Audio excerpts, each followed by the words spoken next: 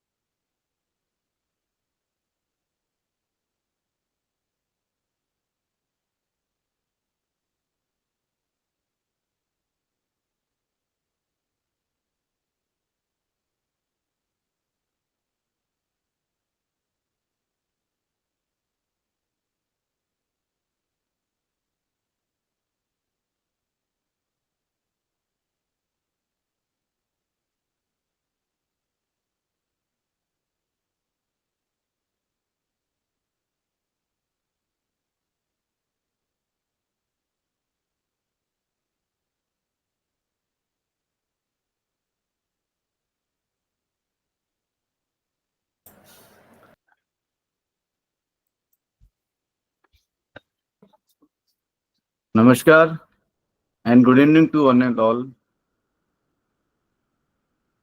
Am I audible? Yes, sir.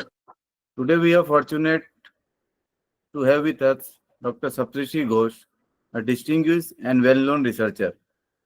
On the behalf of AICT and Atal Academy and from MIT Group of Institutes, I welcome Dr. Ghosh sir, Associate Professor, Indian Institute of Technology, Indore. To formally introduce our esteemed speaker, I now invite Dr. Saurabh Ghosh sir, Head of Department Electronics and Communication, MIT Ujjain. Sir, kindly take the virtual stage and introduce our today's speaker. Over to you, sir. Thank you, Dr. Pant. Am I audible? Yes, sir. Good evening, everyone. Namaskar. It's my absolute pleasure and honor to introduce our distinguished speaker, Dr. Saptarshi Ghosh. Dr. Ghosh received his BE degree in Electronics and Communication Engineering from Bengal Engineering and Science University, Shibupur in 2009. He completed his MTech and PhD from the Department of Electrical Engineering at IIT Kanpur in 2013 and 2017, respectively. He worked as postdoctoral research fellow at Chungong University in South Korea and later joined IIT Indore as an assistant professor in 2018, where he is currently working as an associate professor in the Department of Electrical Engineering since 2024. Dr. Ghosh and his research group are recipients of several awards, including IEEE Antenna and Propagation Society Raj Mitra Travel Grant, YFRF Fellowship, INAE Awards, IEEE Antenna and Propagation Society Fellowships, Young Scientist Award, International Travel Grants, and Outstanding Reviewer Award. He is currently serving as an associate editor in IEEE Antenna and Wireless Propagation Letters since January 2021. Dr. Ghosh and his research group have authored and co-authored over 70 journals, 100 conference proceedings, and 2 granted patents. His research area includes frequency selective surfaces, microwave absorber, metamaterials, and other periodic structures. Sir, I humbly invite you to kindly address the participants. Thank you. Dhanyavad. So, good evening, sir, for Good evening, such a sir. nice introduction. And thank you, Dr. Mohit, for inviting me. Am I audible, Dr. Yes, sir. And Dr. Mohit? Okay, okay. Thank Yes, you. sir. You're audible, sir. Yeah, thank you. So, I'm sharing my screen. And Yes, sir.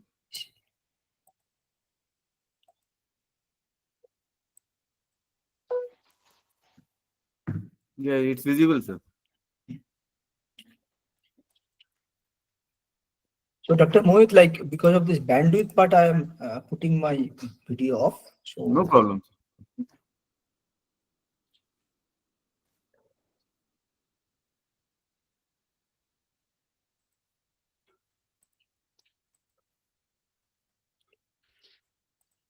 I think it is visible to Yes, everyone, right? it's visible nicely. So thank you all. So let me start my presentation. So good evening all. So as you probably heard from Dr. Saurabh and Dr. Mohit, that I am currently working as an associate professor at IIT Indore in electrical department. So before starting the technical presentation, let's give you small details. Like Ujjain and Indore are very close to each other. So it is almost twins you can consider about that part. And this Indore is also the commercial capital of in India. And our institute is not very much old. It is close to 15 years old actually. And in our department, there is a electrical department you can consider, which consisting of both electrical and electronics engineering faculty members, who caters for various expertise starting from computer communication, VLSI, power, RF microwave antennas. In this electrical department, our group actually belonging to Applied Electromagnetics Lab, and we mostly have the expertise on FSS, frequency electric surface, and antennas. So here, what I'm planning to blend these two topics together and trying to give you some different perspective how we can use this FSS or metasurface topic on antennas like that. Okay.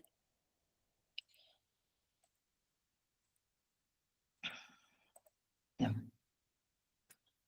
So let's talk about the what do you mean by the metamaterial or metasurfaces. Few students or few participants may heard about metasurface word. So the word or basically the concept comes from the periodic geometry, where this periodic geometry are very small as compared to the wavelength of uh, incident length in that part. So suppose if you talk about the microwave frequency, in that microwave frequency, the periodicity is much smaller of the order of microwave or in that part. If you talk about the terahertz, so there the periodicity is much smaller than as compared to the micron or even in the nanometer range. So it is not like the absolute scale. I'm talking in terms of the electrical scale. So in that particularly wavelength scale, the unit cell size it should be very very small, of the order of lambda by 4 like that. So then this entire geometry, the periodic geometry, can give different type of electromagnetic properties. It can give very high permittivity or low permittivity, high permeability or low permeability. The refractive index can be positive, negative, and so on. Phase velocity can be opposite. And in this way, it can give you very much attractive property, including you can consider about the negative permittivity and negative permeability, which is not available across the natural medium. Suppose you can think about the water or air, which are the available dielectrics, not conductor materials. All these cases, the permittivity values are positive, permeabilities are positive, the refractant rates are also positive. But if you can use this type of metamaterial concept, its permittivity or permeability can be made negative, not throughout the range, but for a range of frequencies. So that is the novelty or the innovativeness of such type of concept. How they can give, so one small example, if you consider some amount of metallic rods. So if these metallic rods are placed with the periodicity of P, then these metallic rods at a particular frequency, they can give some or they can show negative permittivity. So you can see this is the permittivity range with frequency, and based on the dimensions, it can show that its permittivity value coming down below 0 for this range. And therefore, there is some amount of frequency dispersive nature can be obtained. Similarly, you can take some amount of split ring resonator where it has some radius and dimensions are there, and also depend on the dimensions, radius, and some capacitive effect. It can also give some negative permeability range you can find, which is also following some dispersive behavior. So if you can consider this permittivity frequency behavior, permeability behavior together, you may obtain some refractive index or the phase constant can come up, which can also give you frequency dispersive index. And depending on that, you can find that when you combine this permittivity and permeability together in a medium. So what we have seen in the previous case, if your rods are there, it can give permittivity negative. If split rings are there, it can give permeability negative. Now, if you combine them in a single structure, both can come together negative, and your refractive index can be negative combinedly. So there you can find here. So there might be 4 different instances you can consider where One will be positive, one will be negative, another will be the opposite complementary, or other cases will be the both will be positive or both will be negative. Now, what important thing we found is that when either of them is positive, like permittivity is negative or permeability positive like that, or vice versa, your phase constant is also imaginary. If phase constant imaginary, from basic electromagnetics, you can say that wave is not at all propagating, wave is evanescent. That means wave is getting decaying part. That means wave is coming and then after deflection or after inserting into the medium, it is not at all propagating. But if you look into the real part of that part, there is a both positive, then wave is real part, that means wave is propagating. It is a normal materials like air, water, and all those cases, or permittivity, permeability, both are positive, wave is propagating. But this is the one important case where both permittivity and permeability is negative, and still your wave vector or the K phase constant is real part. That means when both are negative, then you can get the refractive index negative and your wave vector is still negative. And in this way, you can say that this is another medium where your metasurface or metamaterial which can give you negative phase constant. And depending on that, there are 4 different categories you can consider. So which is the ordinary materials which are putting right-handed, and there is electric plasma or magnetic plasma is there. At the same time, these unique properties are coming back where your permittivity and permeability both are negative. It will be the left-handed medium, artificial materials, or the negative refractive index are there.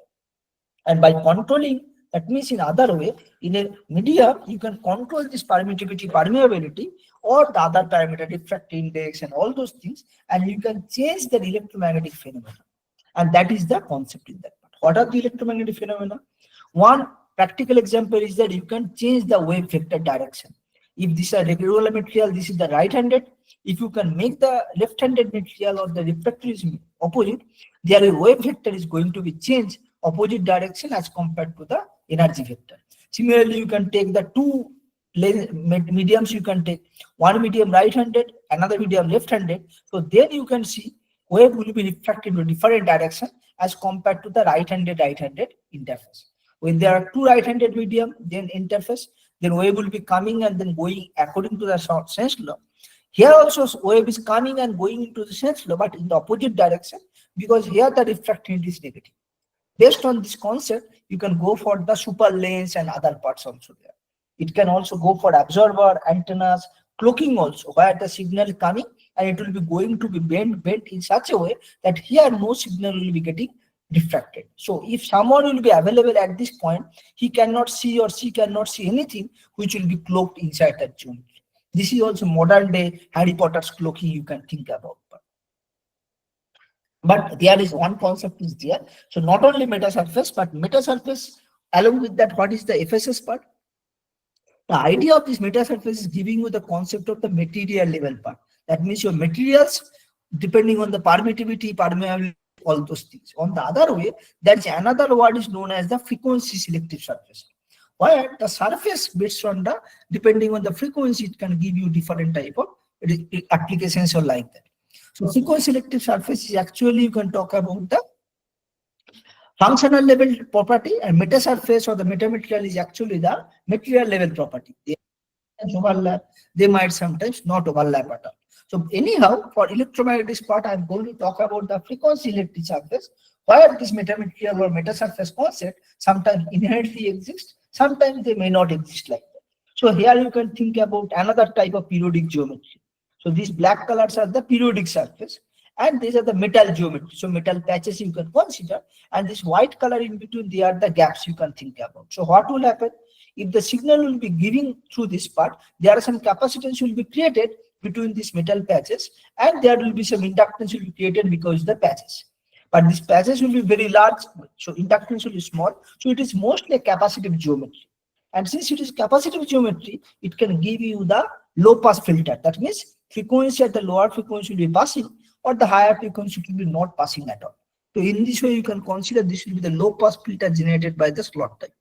You take the complement or the opposite one, where the patch type geometry is there, or this black color is the inductive wire grid, it can give you high pass filter. That means the low frequency will not be able to pass, high frequency everything is passing. So high pass, low pass, what else? We can go for the band pass, band stop, all pass also. You can take different type of patterns. You can take either wire grids, or you can take slots, you can take Jerusalem cross, or its complemented geometry. You can make band stop, band pass. Not only that, you can take amalgamation of the two geometry, one top layer, one bottom layer. Top layer is giving some inductance or capacitance, bottom layer is giving only inductance. So combination can give you one band pass, one band stop filter like that. So in summary, what we can get from this, that the frequency selective surface is a periodic structure, where the periodic structure, depending on its geometric dimensions, properties in that part, it is controlling the frequency property, whether it will be the band stop, band pass. It depends on the geometrical dimension and geometry types like that. And it will actually giving you different responses, starting from the radome, shieldings, antennas, parabolic reflectors, still technology like that. So how this type of things are happening? So let's go to a very historical overview of FSS, how it has started. So that is a very good history, frankly speaking. So in that history, in that part, is 18th century, there is a scientist known as the Rittenhouse. And this Rittenhouse, what he had done is that he has some pattern handkerchief. There is some handkerchief, and in that handkerchief, there has some patterns. And when he has put this handkerchief in some light in front of the light, he found that only few current is going to be, or few particular wavelengths of the light is being transmitted through this handkerchief, or others are not being transmitted. So he understood that the handkerchief has a pattern, and this pattern has the some frequency selective property. Its pattern can only allow some frequency, others are not being able to pass. But then there is no update further until that 1999, Marconi has started the development of frequency selective parabolic reflector. What he has done, he has took some monopole antenna. So monopole antenna, many of you probably know that this is the antenna or a single rod which is actually giving the signal in every direction. But what is happening is that if you put this type of rods at the back surface at a particular frequency, these rods will reflect the signal because of this FSS concept. They have some gaps, and they are based on this gap, they have some capacitance, and they will start reflecting towards front. So what will happen? Monopole antenna is actually originating every direction, but because of this reflection from the back surface, it will more towards coming in the forward, or it has a highly directed property. So in this way, he started in 1920, but again that time was a trial and error method. There is no mathematical illustrations. Until there is a long gap between 1974, when the monk has started the analytical explanation of the FSS. He started demonstrating about the periodicity and what should be the resonant frequency and all those things in his patents and books on that part. And slowly this FSS has started appearing in different type of parabolic reflectors, in ISRO and other cases also it has been quoting using the reflector array also. And until in 2000, there is some books published, patents granted, and once they have started, then they are started being using in different type of applications, starting for the filter, absorber, antennas, and radomes, and so on. And nowadays, its application has been come up and people understand its value. Now its application has been becoming an exploded. You can see about that there are plenty of applications come up, starting from RIS, reconfiguring surface, absorbers, reflector array, transmitter array, AMC antenna, phase gradient metasurface antenna, meta antenna, and so on. And every week or every month, there are new and new applications are coming up based on the FSS. So as I tried to show you some amount of FSS based or metasurface based applications focusing towards antenna in today's class. Okay.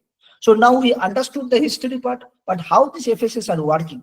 So now let's talk about that one periodic structure. So this is a periodic geometry. So you can see about that. This is square loop geometry is there. This is the brown color, which is actually metallic patch, and there are some signals coming from the top surface. So you can say about that K is the wave vector. It is actually towards minus Z direction.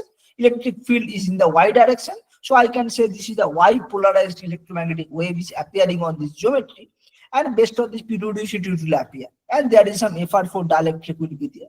So what will happen in simple way? That signal is coming, and then when it will be interactive with them, some signal will be reflected back and some signal will be transmitted. Now the question is that which signal will transmit, which signal will reflect? Can you guess? Can we estimate something? Here comes some signal, or here comes an equivalent circuit analysis or surface current. What we can do? We have checked that when you have put the different particular dimensions, like this dimension of patch with the 8 millimeter, unit cell will be 10 millimeter, or those things, we found that this geometry, particularly this unit cell, along with the periodic boundary condition, is giving some band stop response. Band stop means signal is getting reflected at this particular 9.61. Transmission coefficient is very, very small, while reflection coefficient is very high. So your reflection will be very high, transmission very small. So nothing will be reflected, if transmitted, everything will be reflected back at this particular frequency. But at other frequencies, it is the opposite. Slowly, if you go from off resonance frequency, it will be transmission will be high, or here transmission high, reflection will be low. Now the question is coming is that why it will be the band stop filter, why not band pass or all pass filter like that? So for that, we can go to the surface current distribution, you can understand the underlying concept. So if you look into the geometry, you can find that this structure has some amount of current is flowing along this electric field direction, and the current is flowing along this direction. There are some amount of inductance will be induced created, and there is some gap which will be created, some capacitance. So there will be some inductance and capacitance will be there. And if you take their series circuit, you found that this capacitance will be both top and bottom layer capacitance will be coming in a series of C1. This sidewise inductance will be coming in parallel to give L1, and there are some small resistance will be coming because of the finite conductivity as a R1. So what will happen? You can get a C1, L1, R1 type of response you can get. And the important thing is that at the resonance frequency, resonance means when this inductance and capacitance will cancel each other. So you know that at the resonance frequency, you cancel with each other. So then what will happen? If they will cancel each other, so then at that point, it will almost short circuit. And this R1 will be very small because it is the copper. So then at that, what will happen? It will be almost a very short circuit or maybe small impedance line. So if you will short circuit or small impedance, what will happen? Signal will come and then it will completely reflected. So in other way, at the resonance frequency, when your inductance and capacitance and reactance are same and they're cancelling each other, then if they at this particular point, this line will getting short circuit line, or it will be becoming a impedance will be very, very small, and then everything will be getting reflected back. So that's why it is behaving as a band stop filter, not other all pass or band pass filter like that. So that is the inherent concept. So what about how to make a band pass filter? That we can also make. We can take a complementary geometry, and if you take the complementary geometry, we can simply take its surface current distribution. We can found there are some current will be there, capacitance will be there, and you can found there is some opposite way. So there is the capacitance, inductance, and tank circuit. Tank means parallel circuit, and you know that at the resonance again, if you take the resonance point, then capacitance and inductance will cancel each other. So then it will be open circuit because resistance will be very, very small. You can simply ignore. So this will be tank circuit, will be open circuit, and then everything will be able to pass because at the resonance, nothing will be able to short circuit. So therefore, you can understood that if there is some inductance, capacitance will be in parallel. So then the signal will be able to pass or fully transmit will happen. Band pass filter will be created at the particular cases you can consider. So now we can get that. So that's why you can find here this red color is the transmission coefficient, which will be very, very high at the resonance point, whereas the reflection will be very small in that part. Other frequency it will be the reflection will be high, transmission will be quite correct, because at other frequency there is no tank circuit or no open circuit. The signal is coming, getting reflected back because of this impedance mismatch, and there will be no transmission at all.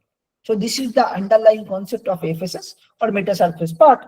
And then you have the different type of applications are there. Particularly, you can go for the miniaturization. Miniaturization means if you take the square patch, instead of that you can take up square cross dipole, or you can increase that the fractal, you can increase their fractal order in that part. So what will happen? The inductive level slowly increase, and if the inductive level increase, you know from this particular equation that their frequency will be slowly reduced. So if you go for 0th order to 1st order to 2nd or 3rd order, inductance is increasing and the resonance frequency is slowly decreasing. So in this way, you can go for a miniaturization.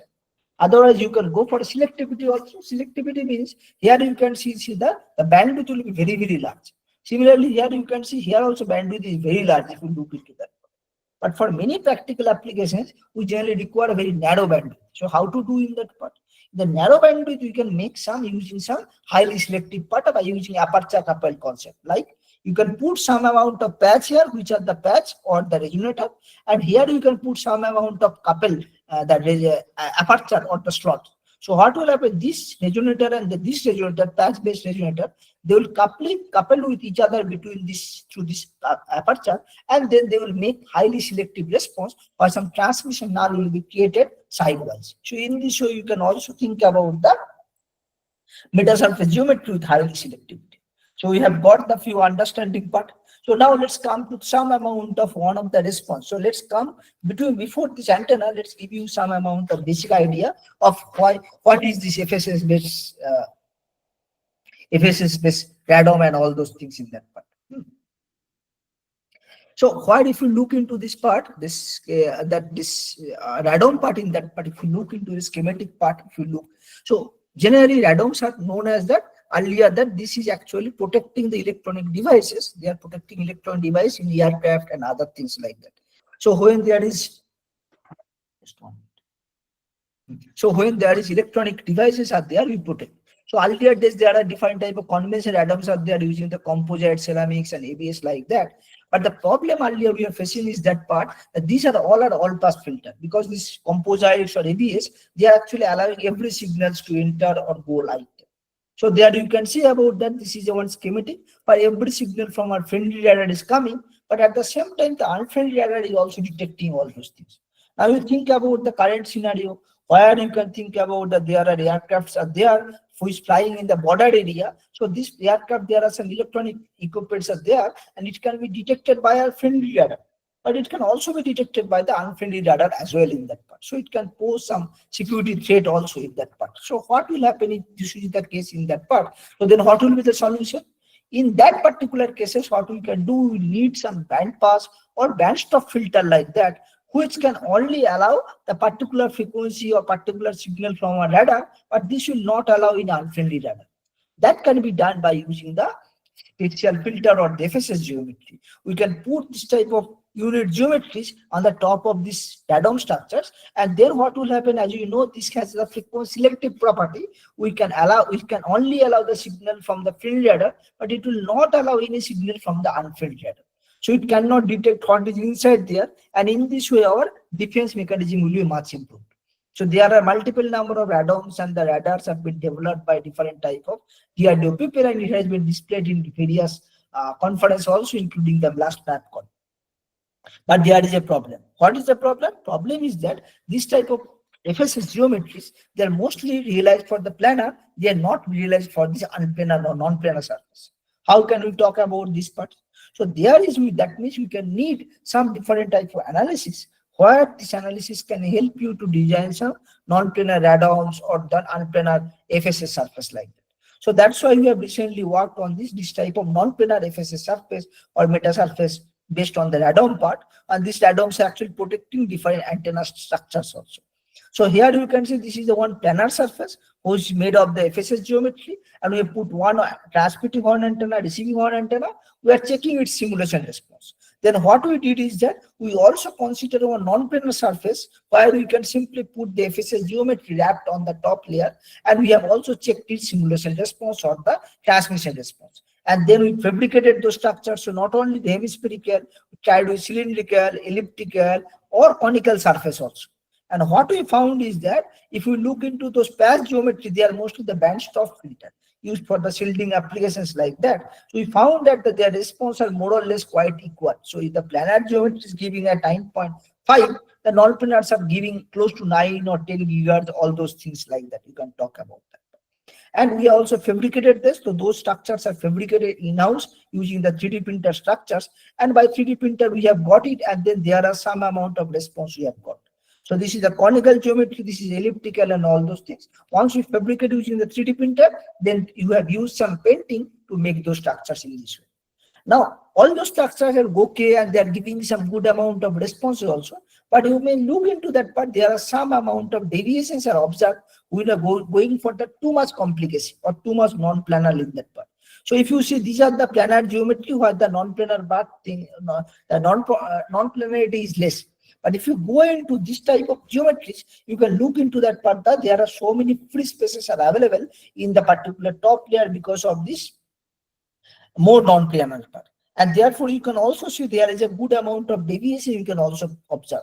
When you talk about the only elliptical surface, the response of the resonance frequency is more or less matching with the less than 0.25 gigahertz deviation. But when you look into this type of geometry, because of these so many gaps, the deviation is more close to 1 to 1.5 gigahertz. So how to resolve or how to solve? There, what we actually did is that, but we have made some amount of mapping techniques. What the mapping technique is that initially we started with some normal mapping technique which is available in the normal softwares like HFSS, CST or FECO in that part. So what we did is that we simply take a paraboloid surface. So how this paraboloid surface is made? We have taken the one normal aircraft A, Airbus A322, and there we have mimic its top surface or the nozzle shape, because most of the radomes surface will be like that, and we have used its top surface actually, and then we have more minimized this model purpose, and we have tried to put one planar surface and we tried to project it using the conveyor software. What we found that when we are trying to project in a conventional way, just simply using the softwares, we found that there are so many distortions are available, particularly in the sides, and therefore you see the response are highly unstable in terms of the angular stress. What is the solution? There comes the normal method, conformal mapping, where we have done different type of mappings, particularly using the Riemann-Sum equation, and you have actually the process is that what we did in that part, we have taken one particular area and we have started putting this unit cell step by step. And once you put the unit cell step by step in that part, once you should be putting, then we are using the local tangents and local normal at that particular location to wrap this in an individual way. So unlike the conventional way, we are developing the novel mapping technique for this conformal surface or non-planar surfaces, and we are putting this unit cell step by step. Initially, we are considering on one layer, and then if this is the another layer, we are going to, for each unit cells, we are taking the orthogonal things step by step initially. And not only that, we not only simulated, we also analyzed this in a finite geometry, and we found it is excellent angular stability as compared to the previous test. So, and after that, we once we found that we tried and we expanded it for the other type of geometry as well. We tried for the hemispherical, after that the conical, in that part we tried for the conical, we tried for the sinusoidal also. And for all those cases, the concept will be similar. We initially made the two layer of axis. For the first axis, we put the unit cells step by step, and then for each unit cells, we have put the other unit cells in orthogonal axis. Once the unit cells are put in that part, then they are wrapped based on the local tangent and the local normal at a particular area. And in this way, you can see all these unit cells, the FSS unit cells or the metasurface unit cells are very uniformly distributed throughout the surface, either for hemispherical, conical, or sinusoidal. Later, we have fabricated the structures. As compared to the previous case, we have used the 3D printer method to first fabricate the dielectric part, and then we have paint the geometry on the top, paint the metallic paint on the top, and the structure is more or less is okay. The measurement is done, some amount of deviation is there, but it is still matching largely with the simulation one, and it is giving in different type of responses like that. But we didn't stop it here. After that, we did is that we tried to different type of arbitrary model also. What we do is that we taken the human head model, and we also made different type of rectangular intersection, and where we can make arbitrary surface also. So in that arbitrary surface means is that there is any arbitrary surface. Earlier what we did is that we have taken only the equi-inverse surface. So we know the equation of the parabola or hemispherical or sinusoidal or conical, we have done it. But suppose you don't have any equation like human head. Every human is different and it cannot be defined by using some mathematical equation. Or you can take about any arbitrary surface. So there also we have applied this concept where we have taken the 2D surface, then we have used some rectangle interaction, and then we have made the FSC in similar way, fabricated it, analyzed it, measured it, and the results are demonstrated, and it is also verified like that. So in this way, we also need different type of conformal mapping also. But note that there is a one catch. Catch means that, or we can stop, we can go in that further part. So although we are making this in a different type of unit cells, if you can talk about that part, all those unit cells are actually equal to each other. So if you see, we have actually bothered, or we are more actually focused on the different surface, whether it is arbitrary surface or a human model, or whether it is a conical surface or paraboloid surface. But the unit cells are similar from one to another in that part, you can consider. So all the unit cells are individually giving similar response. And that's why if the response signal is coming from one direction, it is coming down to same direction or in a particular direction. But what will happen if the unit cells are different from each other? There is the questions coming up. Means, suppose what we're talking about the non-uniform unit cells. Like, suppose you know that, as for example, you look into that structure, or you can see this is the unit cells which are all are equal. Now, either it is a planar or non-planar, that is different case. But if it is a planar, then also signal will be coming and it will be reflected back. It is non-planar, then also it will be similar case. Only part is that we need to do for conformal value. But it will follow the sense law. What will be the reflected angle and incident angle? They will be similar. It will be incident for 30 degree. It will be reflected for 30 degree as well. But what will happen if I go for the some different unit cells? Like some of the unit cells will be like that. Some of the unit cells are different in that part. Then what will happen? In that case, what can happen is that you may think about the signal will be scattered differently. Yeah, exactly. Signal will be scattered. But if we can control them, their phase in a proper way, we can direct the signal in a precise direction other than scattered in the different direction. Scattered means it will be direct, it will be in every direction. But if we can make the control in a particular way, we can change the signal in a precise way. It will be not like that, it will be not following the sense law, it will still following the sense law, it will be still governed by the sense law. Only thing is that here all these units will have same phase, so that phase will be counted together, it will be followed. But here the phases will be different, so that will be combined together with the direction, and it will be giving the direction in a other angle as compared to the previous one. Now, how can we further analyze that type of geometry? So now let's consider one unit cells are there. So this is a small unit cell you can talk about. Color is actually the metal, the brown color is a dielectric, and there is a one metal gap at the backside, there metal sheet. So what will happen? Signal is coming, and then it will be going to reflected at some frequency. Some frequency might not be reflected, but because of the copper back, nothing will be transmitted. So now what we can do, we can vary the value of the P. P means is the dimension of the metal patch. Other things we can keep constant, unit cell size, height, and other dimensions, substrate of the effort for everything we can keep constant. Only thing is the patch dimension we can vary slowly. If we can vary the patch dimension from a very small value like 1 to 13, we found that its amplitude is almost constant or the 0 dB or 2 dB like that. It doesn't change at all. But if you look into that part, its phase is changing. Initially, its phase is 150 degree around, but at certain point it will be changing to maybe the minus 180 degree like that. And here this phase will be continuously varying.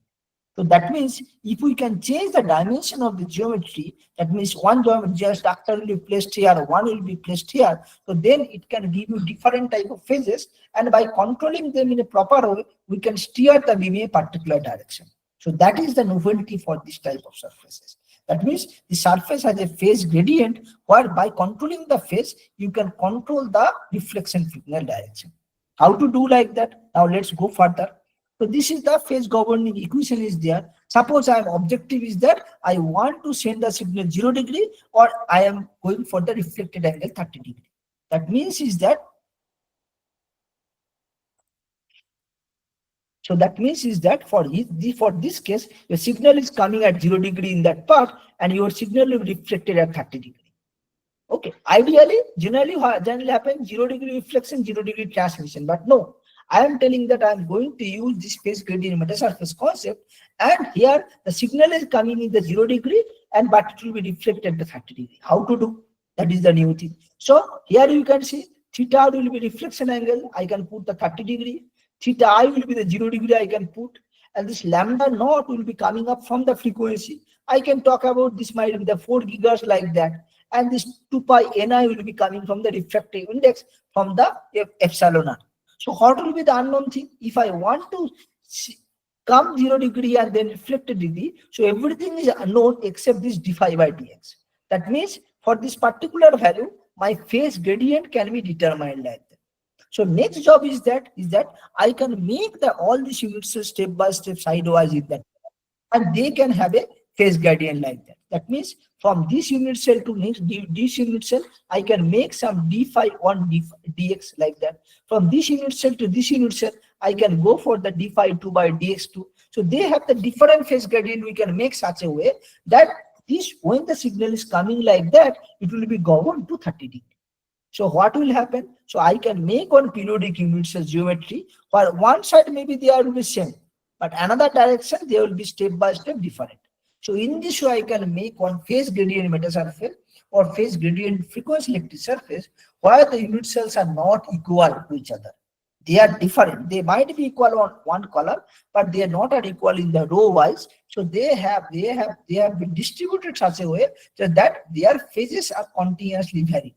And based on their continuous phase variation or based on their phase gradient information, the signal when it's coming 0 degree, it will be shifted to 30 degree like that or redirected to 30 degree. Now that is known as the passive surface, but there is a problem of this structure. Why?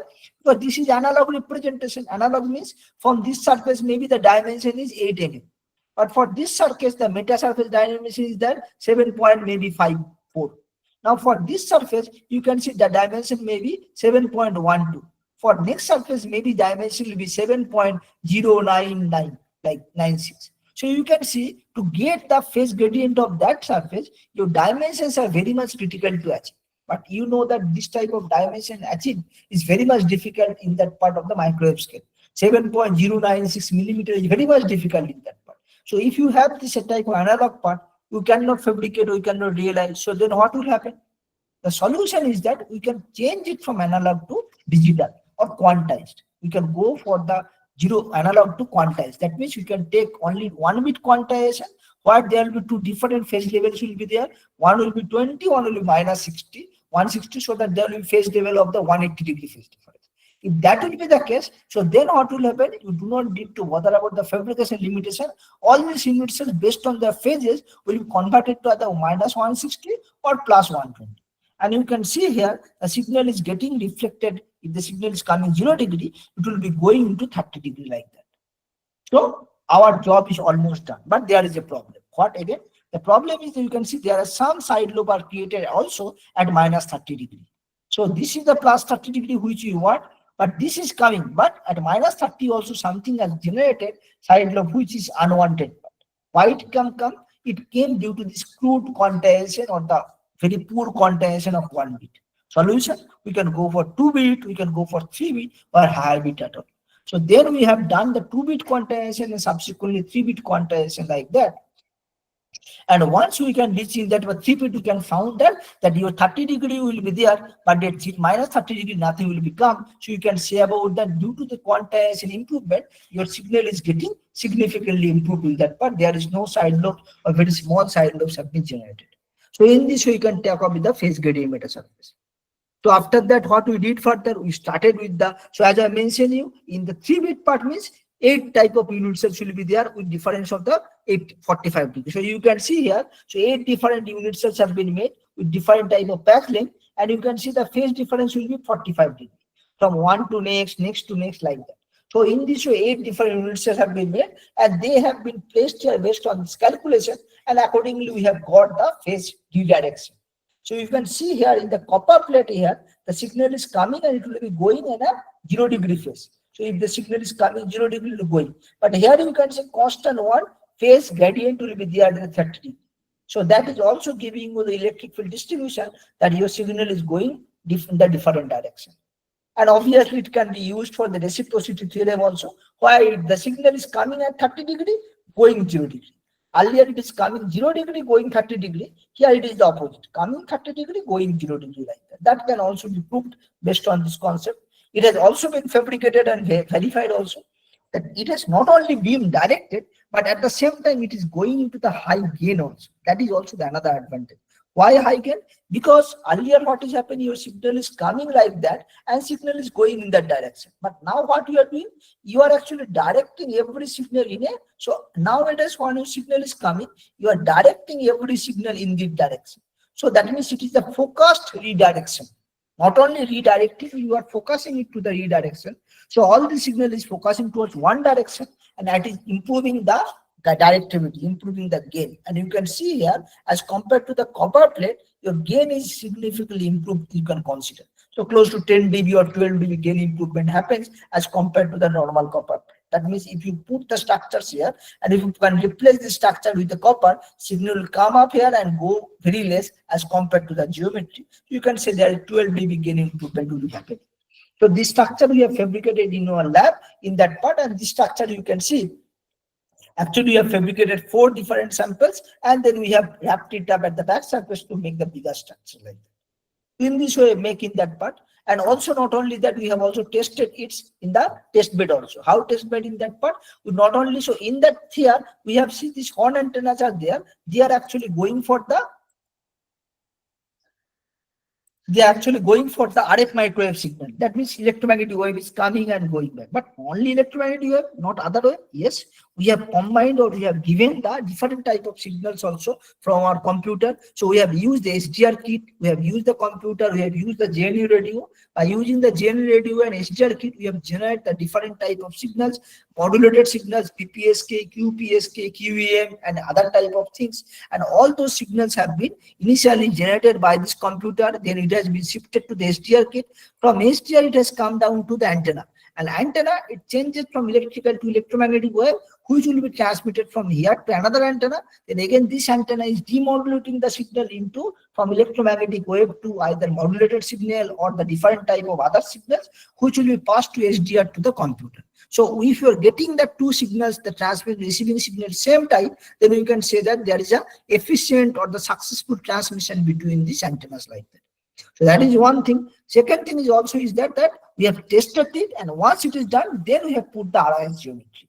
And RIS in between, the signal is going from transmitting to this RIS and then coming back. And in this we can sound that we have checked that there is a good amount of like the reciprocity is matching, and also there is good amount of, you can see that improvement in the gain as compared to the copper surface.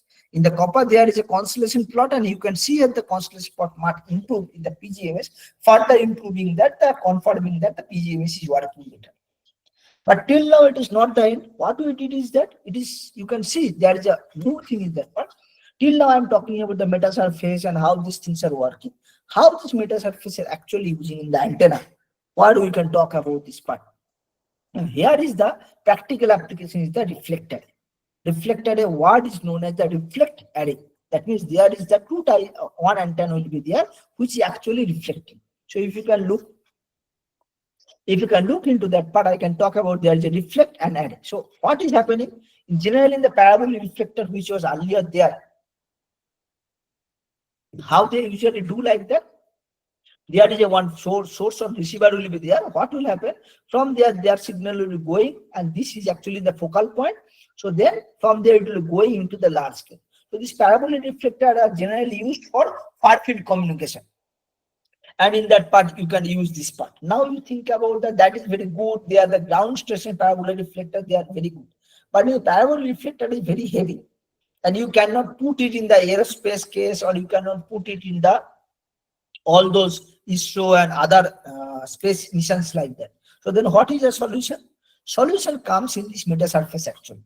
As we mentioned just few minutes back, this metasurface, it can send the beam in a particular direction. Even if the signal is coming at 0 degree in that part, you can change it to 30 degree, or you can change it to another direction with the high gain like that. So that is the concept we can use in the reflector array, where if we can put different type of periodic geometry. Suppose I can put different type of periodic geometry, and if I can send the signal from a very corner in that part, so this signal will be coming like that. So if the signal is coming from there, I can make this unit cell such a way that all these signals will be parallel. So then what will happen? Parallel means it can go a very long distance. In this way, you can use the reflector. Similarly, you can see here that this is the primary source of the horn antenna, which is very close to the secondary source. And these signals, they can make this, all the unit cell signals are parallel. When they are becoming parallel in that part, you can go. So here also you can see here that this is the one antenna, which is the primary source I can put, and from this primary source which is going there, which is very, and then based on this reflex unit cells, it is going perpendicular in that part. So depending on this primary source location and the dimensions, and depending on this unit cells dimension, location, and all those properties, I can control in which direction my signal will go and at which particular frequency. In this way, you can make the reflector. Obviously, it has significant advantage. It is very lightweight. You can steer in different direction, and also the reconfigurable property if you want to use in that part. And obviously it has a good amount of gain also, and you can fold it. So currently all those space stations and everywhere, we generally use this type of reflected array for the communication like that. Okay. So now just for the example, if you can look into that part, how the things are there. So there is a one meta surface will be there, antenna will be there, signal will be going there and it will be changing. Now based on the redirecting, either you want to send 0 degree or 30 or 60, you can change the pattern accordingly and accordingly the response can come up. Now can give you the design how to make it or how to design methodology. That is a very interesting part in that part, how to make in that part. So if you can look into that part, so there is, suppose this is the feed antenna or horn antenna will be there. So if you know the horn antenna location and I know that I have to send the signal in a particular direction. If I know that this is the objective or this is the desired direction, so that desired direction I know the elevation angle and azimuth angle, and we also know the feed position of this angle of this part, and we want to send it at the 10 gigahertz, and this is the size of the reflector. So if I know all those particular objectives, that okay, my feed location is here and I need to send the signal in this particular direction and from the source antenna at particular frequency with this using that part. So then based on these dimensions, we can determine the what is the phase required at a particular point. So what will happen?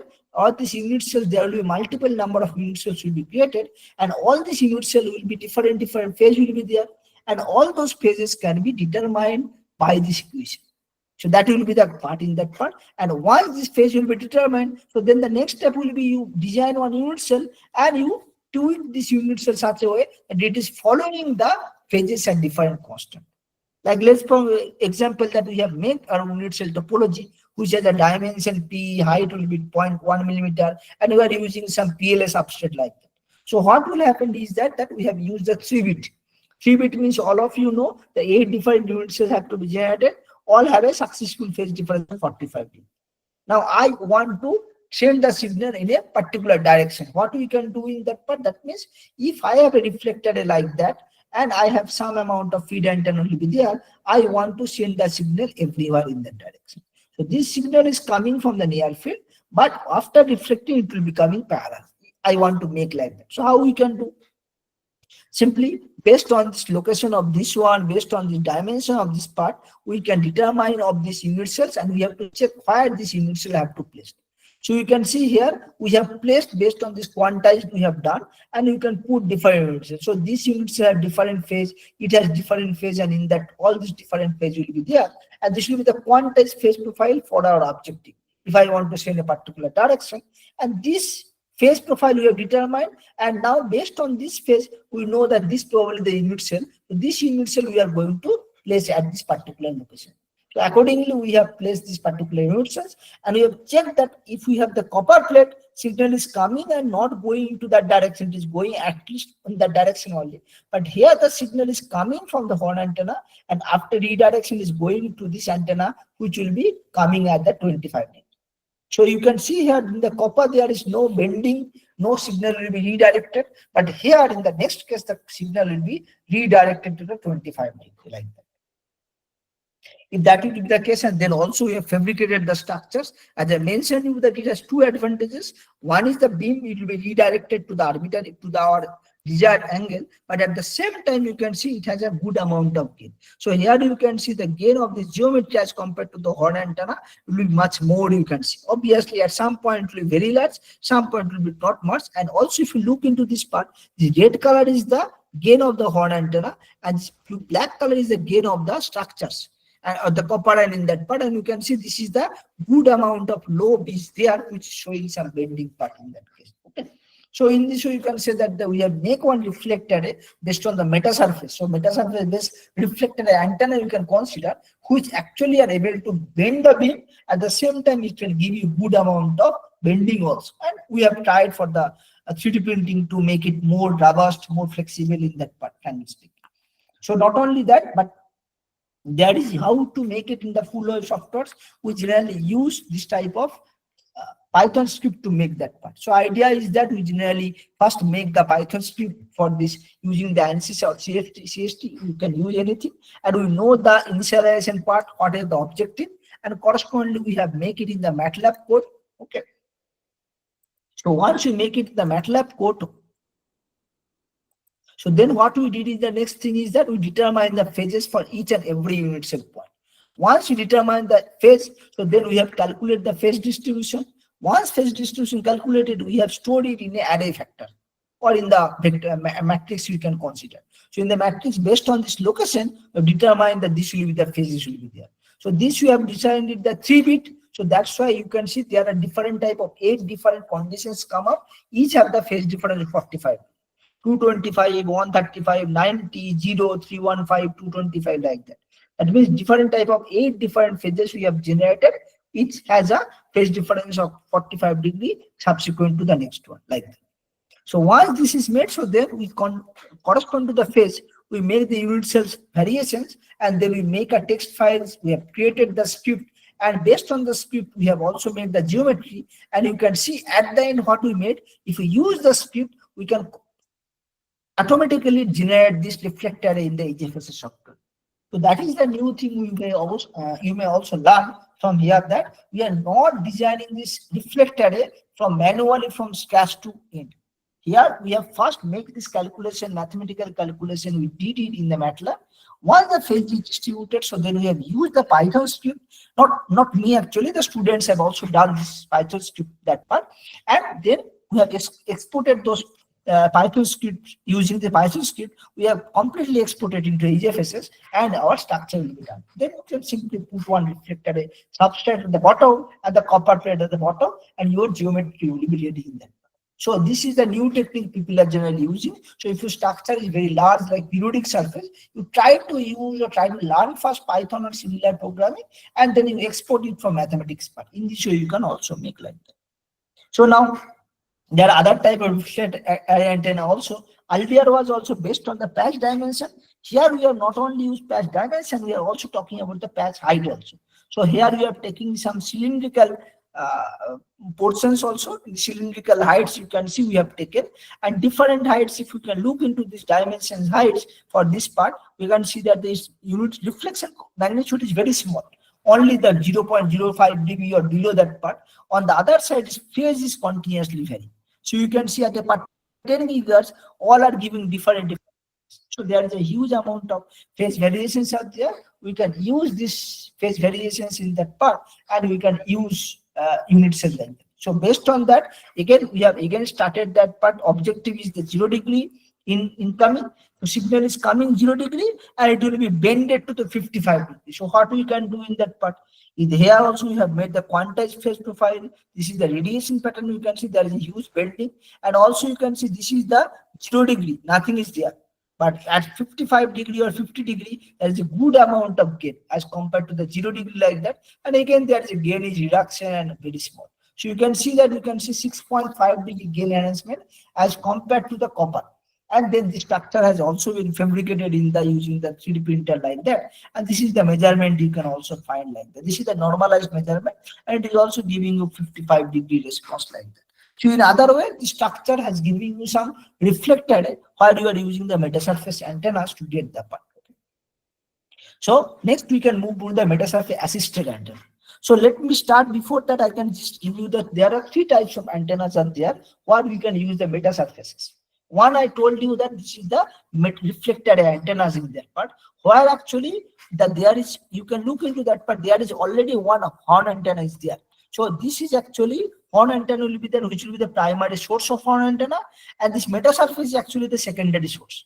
So it is not an antenna anymore, but it is actually the metasurface assisted or metasurface based antenna, where this signal is coming from the horn antenna, it is getting improved based on this surface in that part. So you can consider this is the metasurface type of things, or you can talk about this antenna inspired metasurface. You can talk about who's actually directed in that part.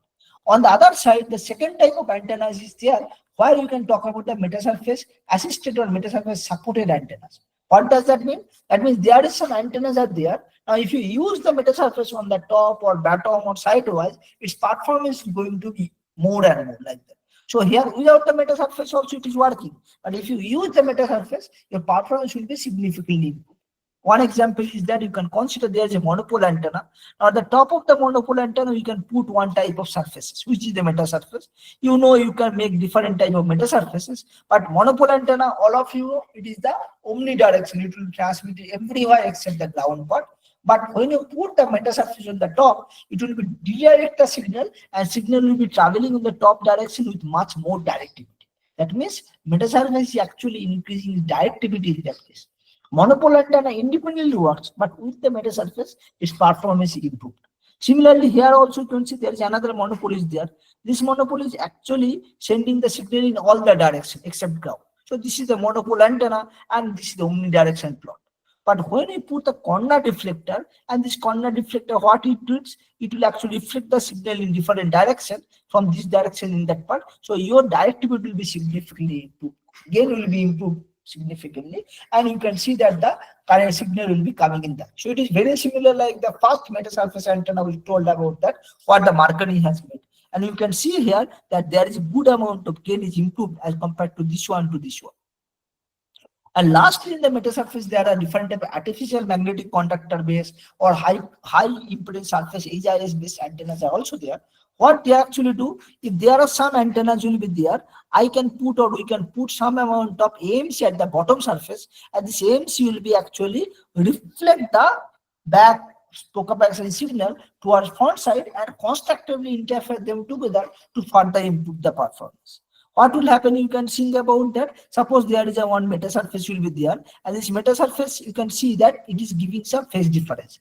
So 150 degree to minus 150 like that. So at a 28 gigahertz, it is giving almost zero phase. Zero phase means the signal is coming, everything will be getting reflected at the same frequency without zero phase or with zero phase or without any phase change like that.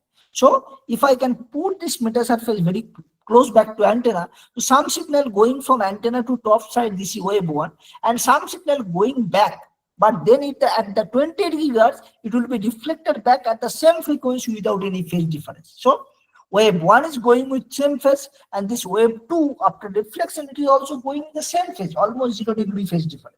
So because of this very small phase difference, this wave 2 between wave 1, they constantly interfere with each other and give you a very good amount of gain. So this AMC or the artificial magnetic conductor actually constructively interferes beam direction, improving the gain and other parts. So here you can see good amount of gain is improved as compared to the independent antenna to the metasurface assisted antennas like that. Okay. And the last one is that what you can consider about the PGMS based antennas. PGMS means that you can go phase gradient metasurface based antenna. All of you remember I talked about the phase gradient surface few minutes back. So the idea is that here the surface will be made in such a way in that case. So there will be different unit cells will be there. Similar like phase gradient, different unit cells and different type of phases will be there.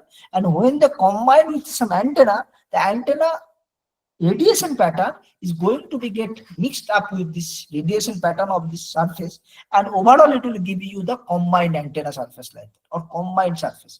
So then in that particular surface meta antenna, this meta surface and the antenna concept both will be combined together and merged together and give an independent geometry where the neither meta surface exists or not the antenna concept exists. As for example, let's consider that if there is suppose if there is some amount of antenna or monopole antenna will be there. So suppose there is some geometry will be there and one monopole antenna is there. So monopole antenna, what they used to do is giving some omnidirection pattern. All of you remember that part just 5 minutes back. So what will happen is that if I can put different type of unit cells here, so what will happen in that part, these metasurfaces, because of their coupling with this unit cell and their intercoupling in that part, this monopole antennas pattern, this will be maybe directed to the 3 different patterns like that.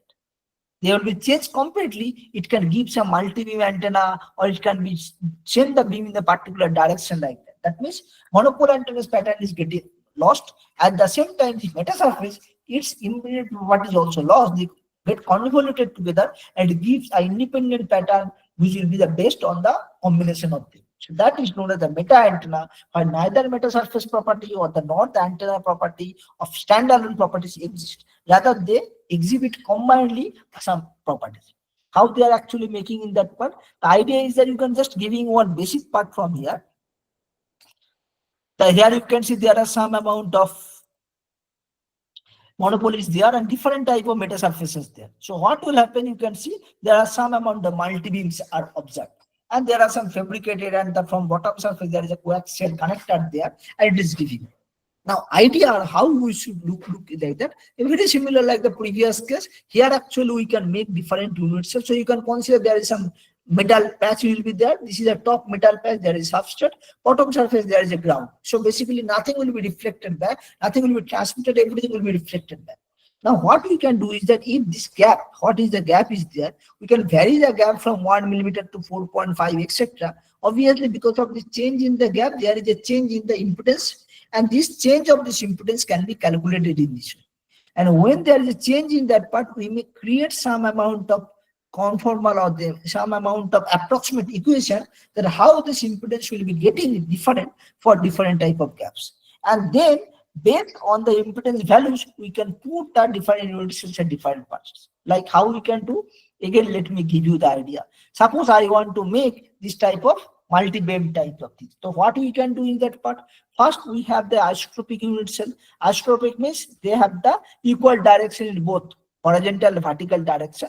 Now you can change this in a rectangular geometry also. You can make it in a circular geometry also. But if it is rectangular, so then it will be only difficult in the X and Y. So it will be created some asymmetrical pattern which can be determined by the tensor. For simplicity, we can take one symmetrical geometry here, and we can see that if we can go for eigenmode analysis for geometry, we can get some phase plot, and based on this phase plot, the impedance part, we can determine some conformal impedance surface like that. And we can tell that this impedance surface can be polynomially fit by using that part. So that means what we can see for different values of this, we can determine some impedance part, and then when we can combine them together, we can determine one polynomial curve. That means for any arbitrary value of the G, we can get some amount of surface impedance.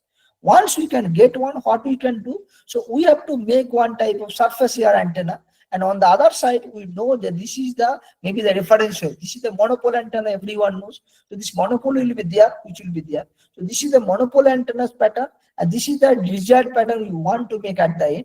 So this type of surface we can use, and we can give the plots depending on this surface. So in this we can combine them together and you can get. In other way, how just I'm giving you two examples at the last probably. You can see, so this is the one geometry we have made recently, which is the left-handed circularly polarized hollow meta surface. So here you can see there is a very small monopole antenna is there, and in this top of the side of the monopole antennas, we can put different type of unit cells. So this is, you can see this is the actually the 2-bit geometry. 4 different unit cells are used. So these 4 different unit cells are placed in a periodic way, again using the Python script and all those things. And you can see this is giving close to 9.5 gigahertz. There's a S11 response, and there is a wide band you can find in that part, wide band acceleration between the 8 to 12 gigahertz or 8 to 10 gigahertz. And you can also find there is a gain versus theta angle, and you can see there is a one high gain you can find at the top at a particular direction. And this is a CP angle you can consider circularly polarized. But not only that, single beam, we can go for the double beam or multi beam also. So go for the dual beam CP in that part. One will be the RSCP, one will be LSCP, or both the will be LSCP, RSCP like that. And you can see here, this will be the S11 response we got, and this is the acceleration versus gain in that part. So you can see this and these two particularly point, one is the minus 30 degree, another the plus 30 degrees. That means one plus 30 degree gain will be very high, minus 30 gain will be very high. So there will be two beam we can find here. And at this particular point where the gain is very high here and here, at this particular point, your acceleration will be very, very small. That means it is behaving as a CP, similar like the previous case. In this, you can go for the single beam, dual beam, and as I mentioned you earlier also, people have also made the triple band also. But that this is the only LP, but here we have tried to make the CP band also, LSCP, RSCP, or both LSCP or both RSCP, or vice versa like that in that part. Not only dual beam, we can go for the quad beam and also third beam also. But the idea is that here you neither the beam or the meta surface or the MIMO or the antenna properties there, they are actually combined together and can give the one beam meta antenna beam will be created. So these structures are currently being fabricated. We are going to come to the measurement. So I am already in the conclusion part here. So obviously, if you probably understood that all those works cannot be done by a single group, we are actually actively collaborating with various groups across the country as well outside. In the outside, Japan, Taiwan, and Europe, we are connecting in that part. And India also, we are connecting with the like Kanpur, ISC Bangalore, ISC Trivandrum, and in that part. And also, all of our most of the works are funded by either in the government of India through defined scheme starting from ISRO, DRDO, or NRF or SCRB, or it is also coming from the outside or the JSPS or IEEE funding like that. And this is the group who actually have done, or many of the students who actually contributed, starting from Akila, the Deepak, and the Sri Chalani. Mostly they worked on this, and then there's the Sushabon who actually shown, and all the students, including them also, they have received many achievements, including some patents, publications, and so on, best paper awards, and all those things like that. So now let's stop it here today. Thank you. So you let me know if you have any query of any of them. Okay. So.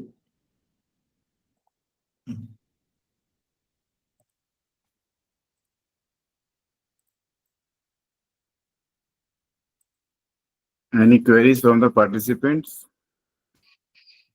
Participants can turn on their mic and can ask the query.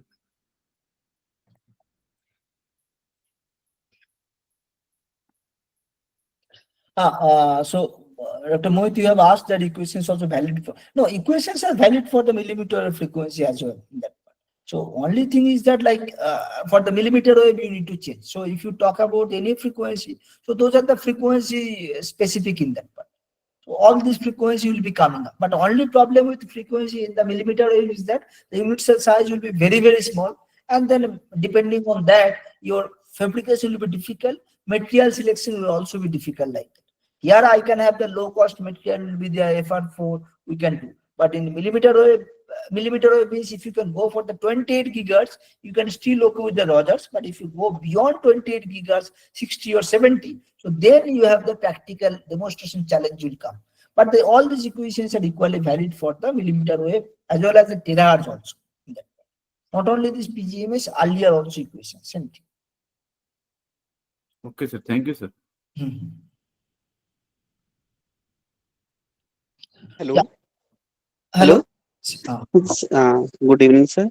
Hemant, Yes, sir. What is the main difference between FSS and meta surface? yeah, I told in the probably in the one of the initial slides in that part. So if you look into this part, probably I have highlighted this. So the idea of the meta surface is coming from the material level. How these meta surface words are coming up? Because when you are talking about the structures, periodic geometries are there. So then whether they are giving materials are permittivity negative or permeability negative, or they are coming positive in a very high directions, then only you can talk about their meta surface or metamaterial. On the other surface, so they are the definition or the meta surface words, everything you can talk about the material level perspective.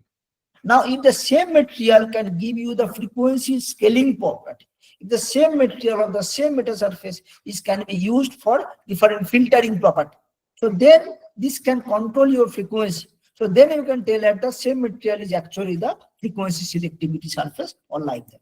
So in other way, to be honest, I should say about that, this metamaterial is a one concept about that part.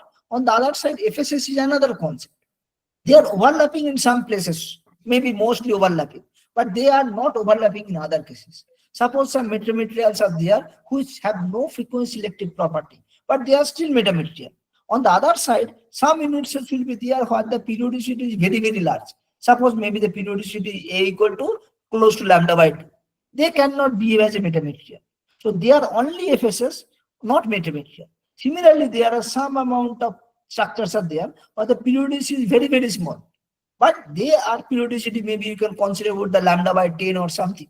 But they are not a resonator. They are maybe diffusing element or something. So they do not belong to FSS. They only belong to metamaterial without any FSS property. So metamaterial is mostly toward the material perspective. We can say about that, how these metamaterials are arranged from there, whether they are giving the electromagnetic properties or not. FSS is the functional level property, whether the surface is actually functioning or it is the properties giving for the frequency is controlling or not like that. So they are overlapping in some cases, but definitely they are not overlapping in other cases as well. Okay, sir. I have seen number of papers that we are put the antenna above FSS and below FSS. They sometimes they called meta surface, sometimes they Yeah, so called focus the selective part is that surface. I agree on the, sometimes I also use the metamaterial award in many places, while it is might not be metamaterial, maybe it's only FSS. But the terminology has slight differences, so you can see if they're overlapping some places, you can use the many names. But if you see that if I this FSS will be there, and if the A equal to only lambda by 2, and then it doesn't have any epsilon equal to not negative value. So then how we can consider it a metamaterial? So the terminology sometimes people are using to go for some catchy word, but it is not always true. So don't go with the terminology. You can try to understand what is underlying mechanism. It might help you in that. Okay. So if we will put the meta surface and above the antenna, then Hmm. what will be the height between the antenna and the meta surface? How to No, decide the height? no, there is many things, but generally the basic idea is that suppose there is a one antenna will be there. Okay, so this is the normal patch antenna will be there. So why you are going to put a meta surface? The basic idea is that if you can take some amount of lambda g by 4 height will be given to them, and you can put some meta surface, what will happen? This meta surface will be there. This meta surface will not allow every signal to pass. Some what will happen in between if you can put the, generally if I can put, suppose there is some gap I can put, because of this gap some signal will get trapped in that part. So this is known as the PRS, partial reflecting surface, which will create some gap, and in this gap signal will move up and down for some times, and then it will come down, okay, or it will come up. So basically what will happen, this gap you have to make such a way that signal will get initially trapped and only few frequencies will be getting passed out, so that your gain will be highly directed. So for most of the cases, it will be used in terms of the PRS thing. And this PRS has generally the dimension of the gap should be lambda g by 4, generally at which frequency you are thinking based on that part. Okay. But when you are using this meta surface at the bottom surface, so if this is the antenna will be there, and if you can put it at the back surface of the meta surface, then it will be known as AMC, artificial magnetic conductor. So then the idea is that meta surface is giving some signal in that part, which will be the wave one, and the signal will be going back and reflecting from the AMC and go up. So there it has to be wave 2 like that. Now wave 2 and wave 1, if they have to same phase, so then this AMC has to be very close to this meta surface. So then this distance will be as small as possible, then it will be good. So then your path difference will not matter at all. Wave 2 has the same phase as the wave 1, and then again the constructive interference will be happen, again the improvement will be there. So if you put the AMC at the back surface, the idea is it will be very close, but when you put above, it should be the lambda g by 4 or similar. This is the most of the cases we are using these two cases, but beyond that also there are in other way you can also put meta surface, some things like that. But these are the two generic case which most of the people are using to in the meta surface to improve the performance of antenna. And sir, we have seen just like a reflection phase. It is Hmm. just continuously decreasing in the over the band. So what is the main reason? Okay, so the part is that if you look into this part, so actually if you can look, this is the metallic patch. Okay, so if this is the metallic patch, if you can consider, so this metallic patch will be there, and this is the unit cell. So suppose this unit cell is a P, and this metallic unit cell maybe in the part is the L. So what will happen? How we can consider this one? So this metallic patch is giving some inductance, and there some amount of capacitance will be there, correct? So then Yes, there sir. will be some inductance and capacitance will be there. So, and capacitance also there at the back. So, this you can consider about the F equal to 1 by 2 pi root over LC. Correct? So, this Yes, will sir. be the resonance frequency. Now, if this will be the resonance frequency, at the resonance, what will happen? Omega L equal to 1 by omega C. So, they will cancel Yes. each other. You will get the resonance frequency. But what will happen? So, if I can talk omega naught equal to omega in that point. So, at omega 0, they will cancel. But what will happen at omega below 1 omega naught? Or what will happen at omega greater than omega naught? So at omega greater, like when the frequency, so you understand that what will happen is this is the frequency you can find, right? Mostly you can see this is S11 and this is the omega naught, where that resonance will be very, very small, right? But what will happen before that frequency, when the frequency is below the omega naught or when above that part? What will happen if you look into that part? You can see in that case your omega L will be less than 1 by omega C, correct? Yes, When the sir. omega equal to less than omega naught. That means if my omega naught equal to 4 gigahertz, suppose my 3 gigahertz में क्या होगा? my omega L will be less than omega C.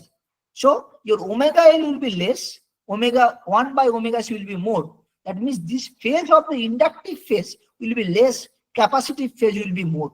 So that's why you can see earlier it will be the positive phase, plus 180 degree, plus 150 right, like that. Now at this resonance frequency, both will cancel. So your phase will become zero. And then above the frequency, that means at 5 gigahertz, what will happen? 5 gigahertz, your omega L is greater than 1 by omega C. So then your inductive phase will be more as compared to the capacitive phase. Now you know inductive phase is negative. So beyond the resonance, it will coming down to the negative. So here it is plus 180. After resonance, it will be minus 180 because it should be minus inductive. So that's why it will be changing from positive to negative always like that. Because the inductive will be initially, after the resonance will capacity.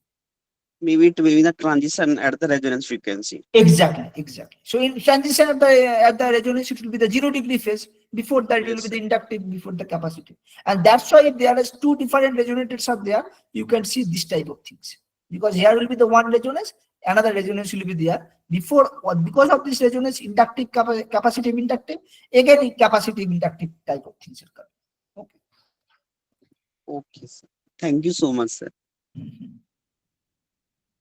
Then what is the size of the metasurface? Is any equations and practically speaking, it should be theoretically infinitely as much as large possible. But practically, you cannot make infinitely large.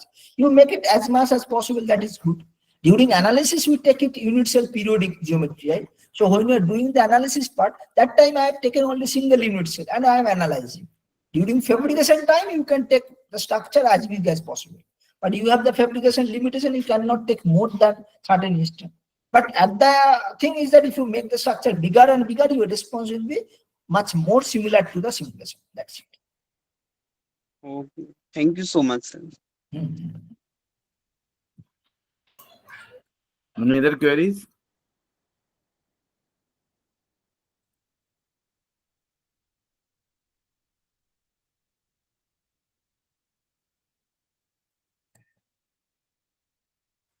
Any other queries from the participants? I think there are no more queries. Okay, Dr. Mohit, then so On the Sir, one more question, sir. yeah, please. So, what are the limitations of holographic metasurface antenna, sir? No, there are so many limitations are there. One of the first limitations is that you are actually putting the mono. So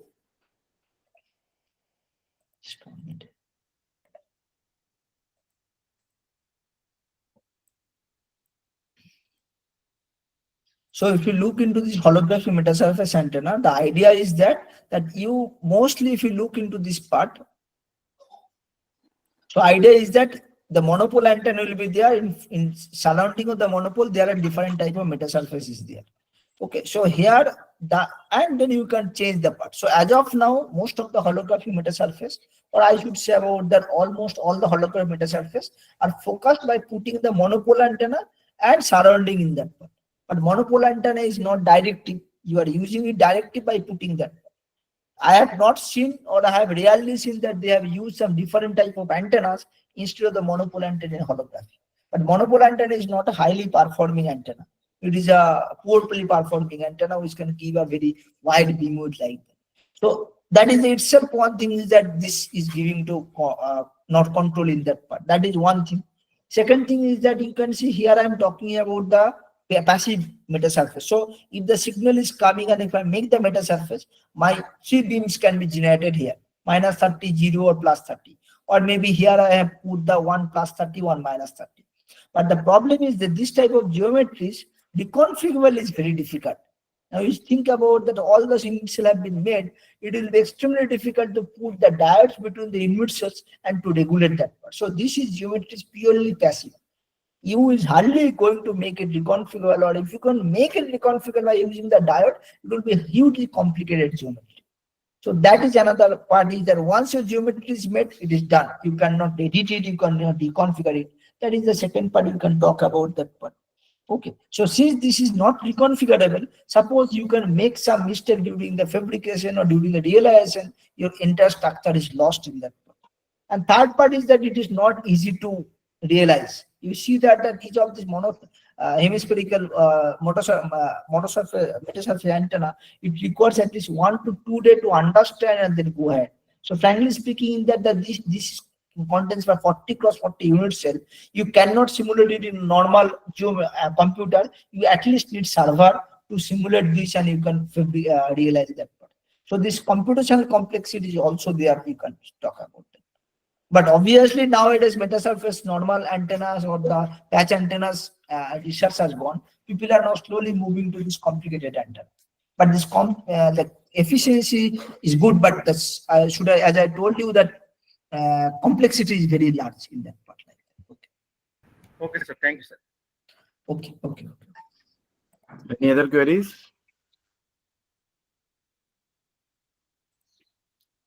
Sir, on the behalf of all the participants and from MIT Group of Institute Ujjain, I extend my gratitude to Dr. Saptarshi Ghosh for delivering such an insightful session. Your expertise in metamaterial gives us valuable knowledge and new perspectives, sir. Sir has very well explained FSS, planar FSS, non-planar FSS, phase gradient, metasurface, design of reflective array. Thank you very much for your valuable time and contribution to this FDP, sir. Thank you very much. Thank you, Mohit. Thank you. Take care. Okay. Namaskar, sir. Namaskar. Moving ahead to our program, we have honored to have with us Mr. Swapnil Goel, an IIT Kharagpur alumni, founder of well-known technology company Ujjain Technology. Ujjain is the first engine tool of engineering student for simulation software. To formally introduce Mr. Swapnil Goel, I invite Professor Prachi Jain, Madam, Assistant Professor, ECE Department, MIT Ujjain. Madam, over to you. Am I audible, sir? Yes, madam. Okay, thank you. Good evening to all and namaste to all. Swapnil Gaur sir is the founder and director of Ujjain Technology, specializing in advanced simulation solutions for electromagnetic and engineering applications. A graduate of IIT Kharagpur with a master's in RF and microwave engineering, he developed deep expertise in computational electromagnetics under Professor Ramesh Garg. Following his studies, Swapnil sir worked extensively with simulation and EDA tools like Altair FICO, ESI SCAME Solutions, and Quickfield, consulting for leading organizations including ISRO and DRDO. He has published research on radar cross-section prediction and electromagnetic compatibility analysis and contributed to the development of a particle swarm optimization toolbox for MATLAB. In 2018, he secured startup incubation support from the Department of Science and Technology, Government of India, leading to the creation of Tarang, India's first fully indigenous 3D electromagnetic simulation platform. During the pandemic, Swapnil sir organized over 50 online FDPs and webinars connecting students, researchers, and educators nationwide through virtual labs and collaborative platforms. He has actively promoted microwave research by supporting national conferences like ATMS, MEC, WEMS, MEPCON, and by fostering IEEE apps and MTTS student chapter across India. An expert in high-performance computing and numerical methods, Swapnil sir continues to drive indigenous innovation in computational electromagnetics, inspiring the next generation of engineers to design the simulation technology of the future. Sir, I humbly invite you to address the participants. Thank you, sir.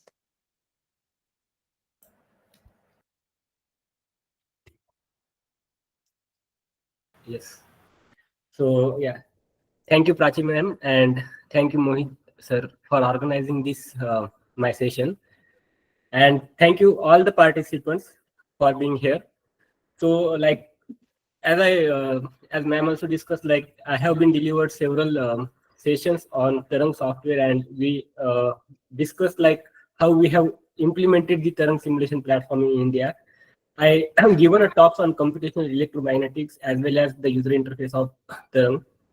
Mostly my working area is like broad because I mostly work on the computational techniques, but my major background is related to mathematics, but I try to solve different applications using that computational methods, and I'm aware about different technologies and the different applications which are going on nowadays, like holographic surfaces, then beamforming, DOA estimation, after that metamaterials, meta surfaces, frequency selective surfaces.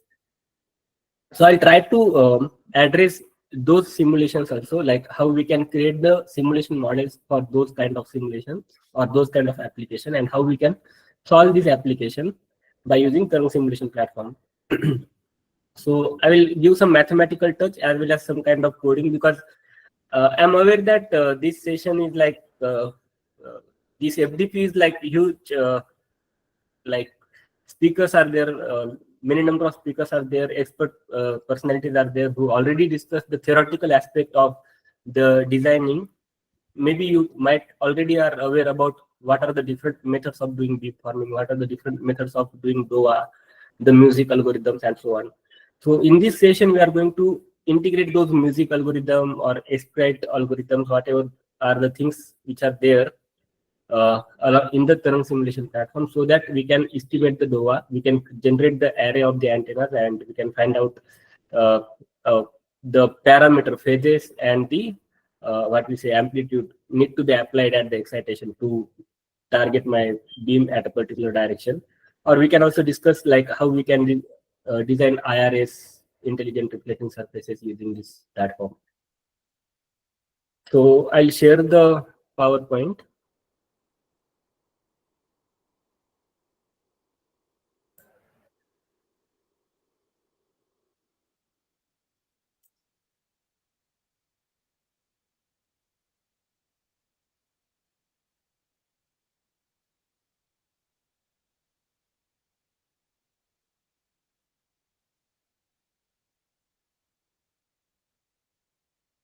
Yes, I hope the slides are visible to everyone. Yeah. So Yes, sir, it's visible. yes. So thank you. So today we are going to discuss about Numeregen's Tarang simulation platform, and I'm happy to let you know that Tarang is an indigenously developed simulation solution, and we are having users in reputed institutes, which includes NITs, IITs, and then we can say there are research organizations in India, CSIR labs, ISRO. So those are also our customers, and the reputed private colleges like BITS Pilani, then VITs, Bennett University. So they are also using this platform for their educational as well as research aspects. So yeah.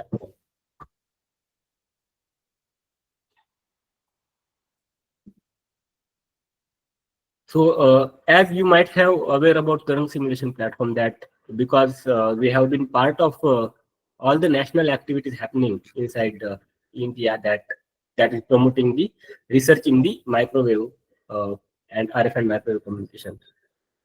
So since 2020, you have seen like multiple activities happening, though it can be FDP workshops, the conferences, and me and my teammates were there doing all these activities. And Tarang always tried to promote these activities to the different initiatives.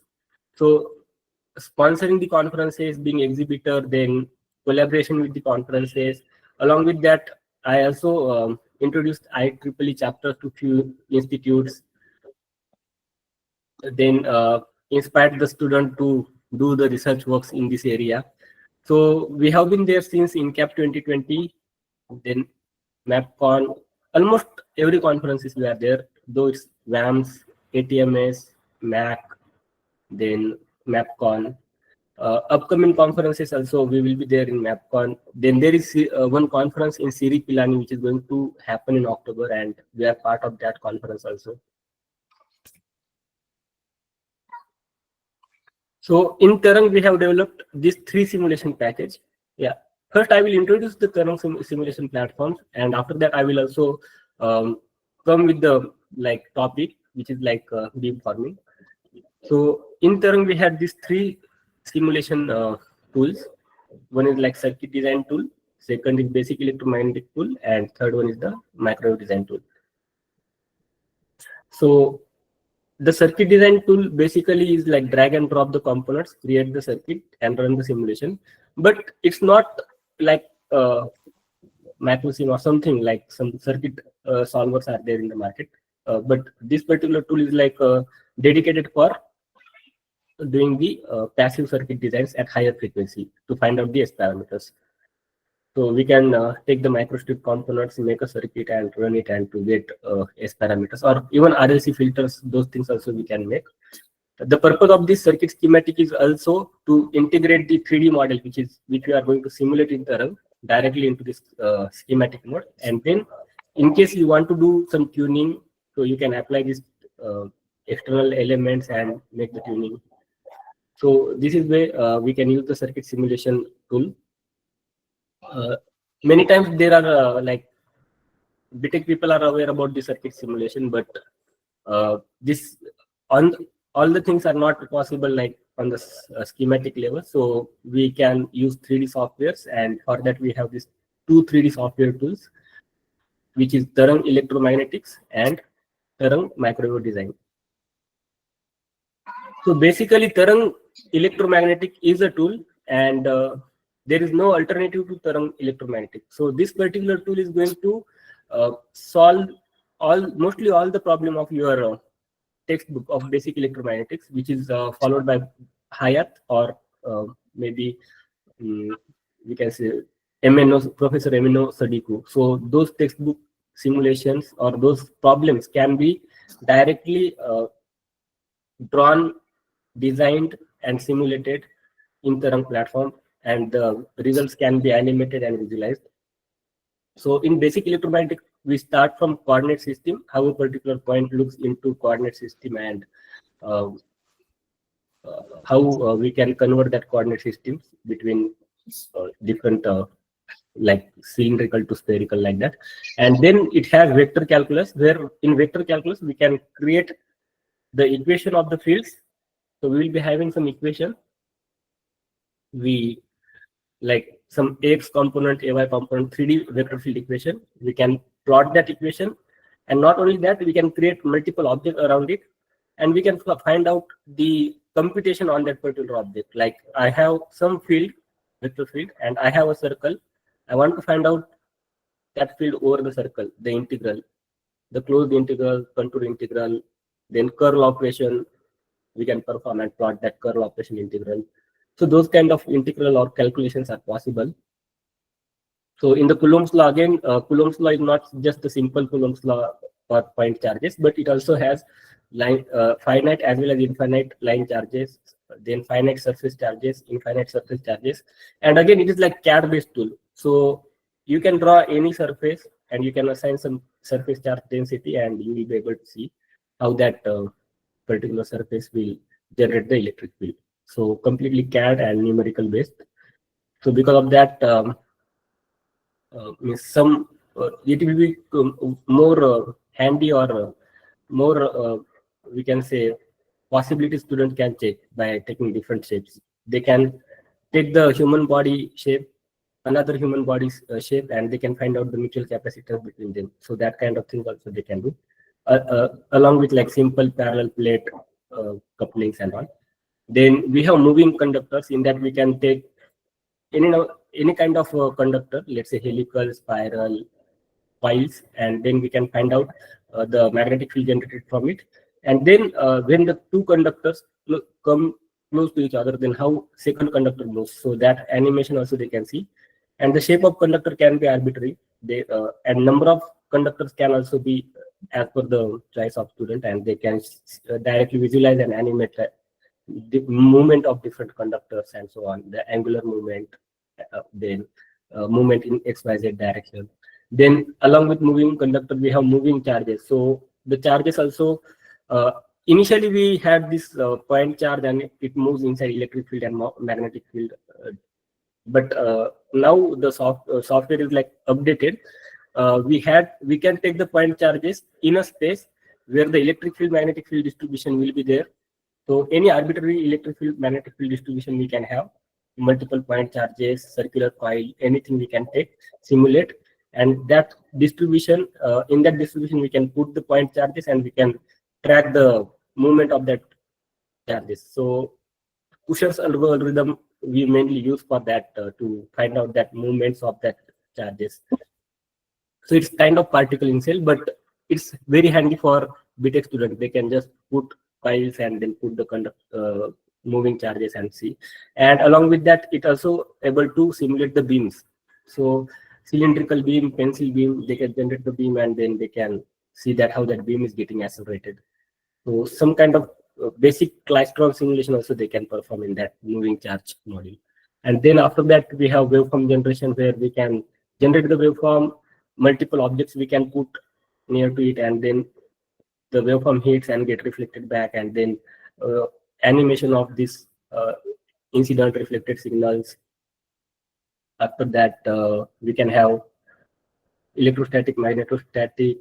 So these are some kind of problems from the textbook, like how we can take a complicated problem, draw it in the simulator, and verify the result.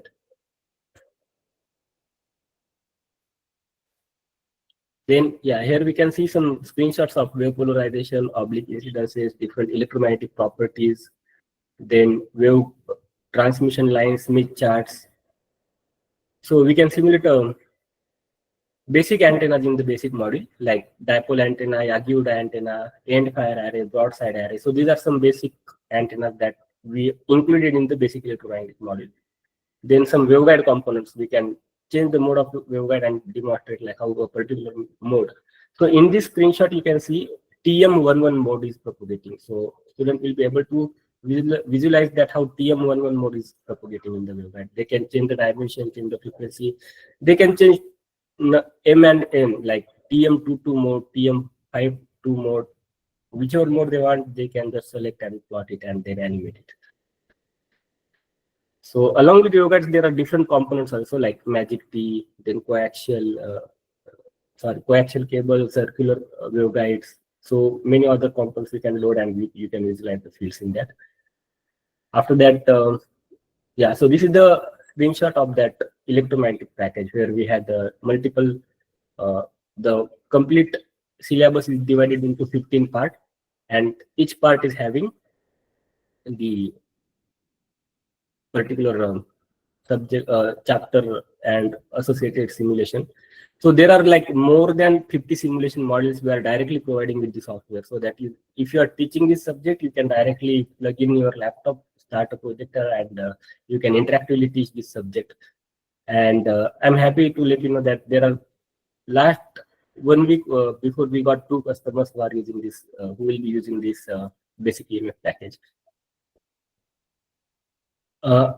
I have not mentioned few features of the basic EMF package, but I would like to show you some feature like it's not only a simulator where students are going to design the problem and simulate and see the result. It is also a tool which is more useful for understanding of the subject, because when we started giving the software to our customers, we got feedback from our customer, and I will let you know that how the journey started, how our software is modified because of the feedback of the customer. So I'll open the run EMF package for now.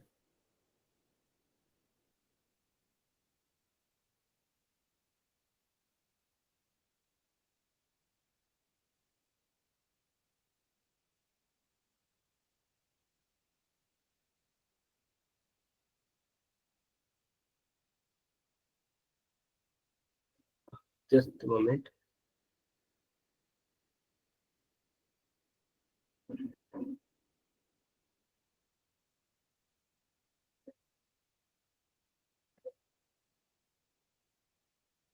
It's starting.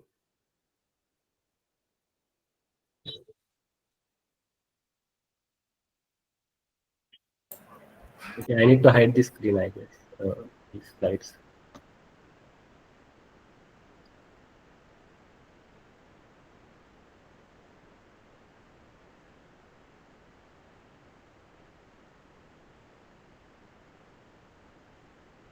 Actually, there are many programs running in my system, so the system is quite slower, but the software is starting now.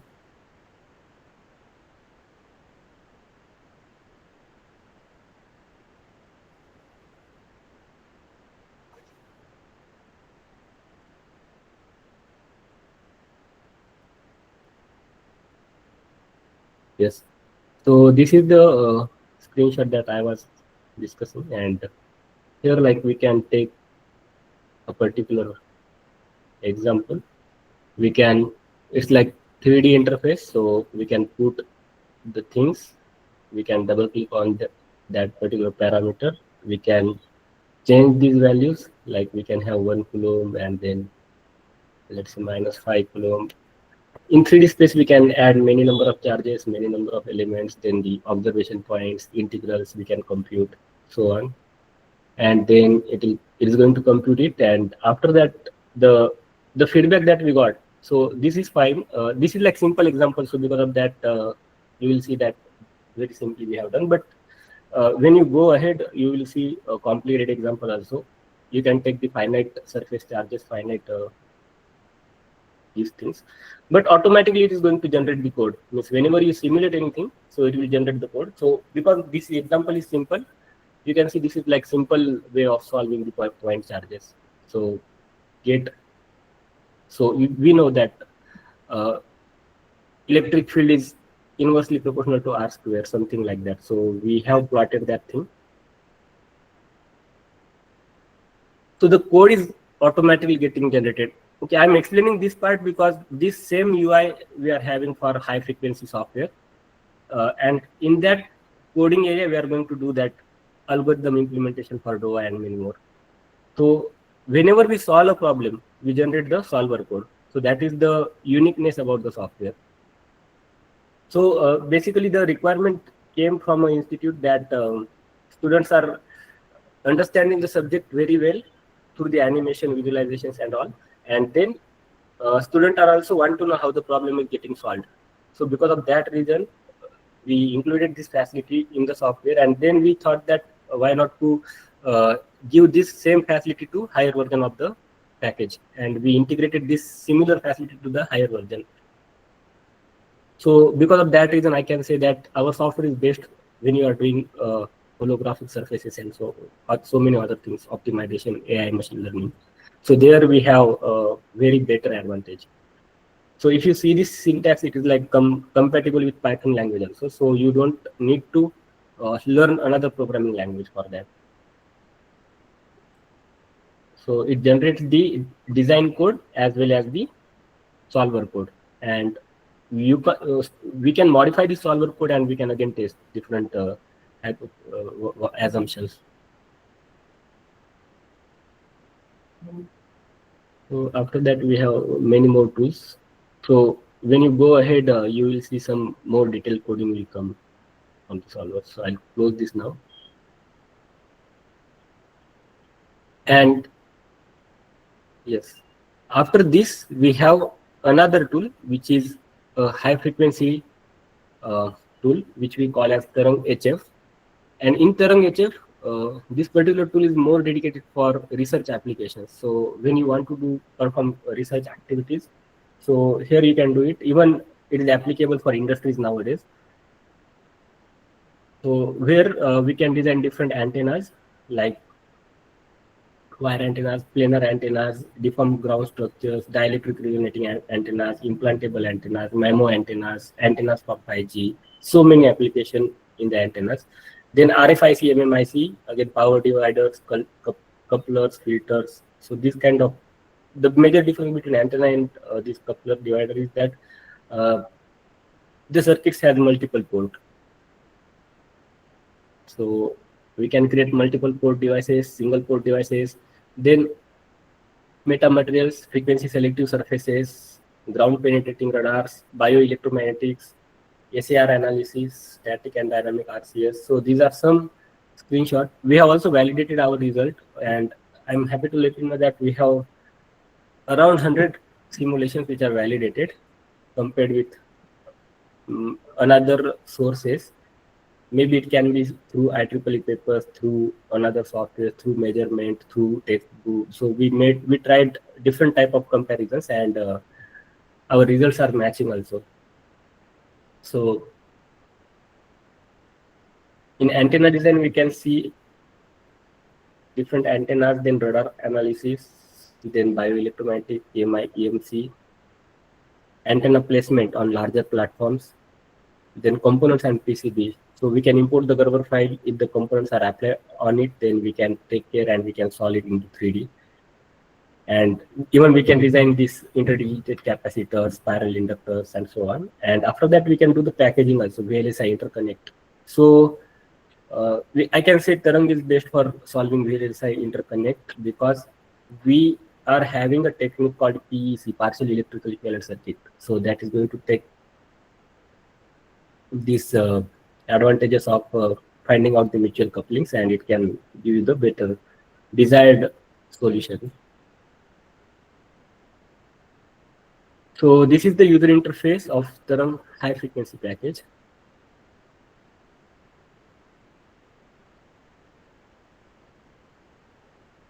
So this user interface is updated version of that basic EMF package.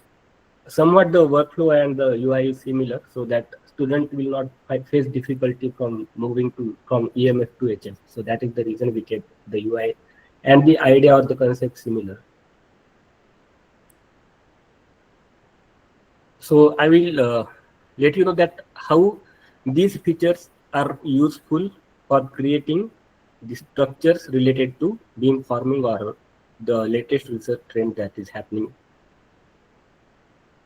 So,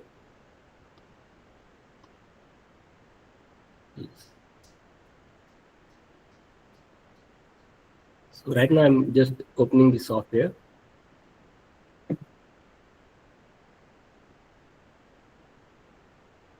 Okay, it open. Yeah. Is it open access software, sir? Yeah, we have trial version. We can provide the trial version if someone wants, and along with trial version, we also give them the training, and they can use it for a particular time that teammate and other people will decide. So yeah, and the software is also somewhat kind of open source. So that is also one more thing that I can say.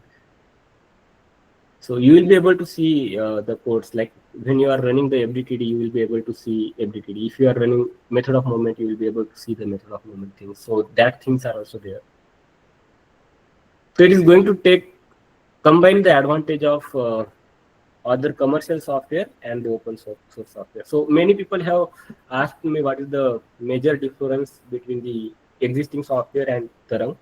So the major difference between Tarang and other software is that in other softwares, what is happening is like you are designing a problem, then you are running the simulation and you are seeing the result. So in between what happening, most of the people don't know. Means the things are like black box. So the computation, then meshing, those things are like black box to many users. But we tried to bridge that gap. We tried to put those things which are happening at the back in the front, so that user can have a control over the mesh, full control over the mesh, and then they can also have the control over the computational method or computational workflow. And apart from that, they will be able to integrate. If they want to modify the computational workflow, they can modify it. If they want to add their own algorithms to it, they can add it. If they want to do some third-party simulation, they can do it, or some, let's say, TensorFlow, Keras library, they want to integrate, they want to make machine learning, so they can be able to do that thing. So that is the major difference between other softwares and Tarang. So we are making our user as a developer. Means we have made this software such a way that user can become developer also.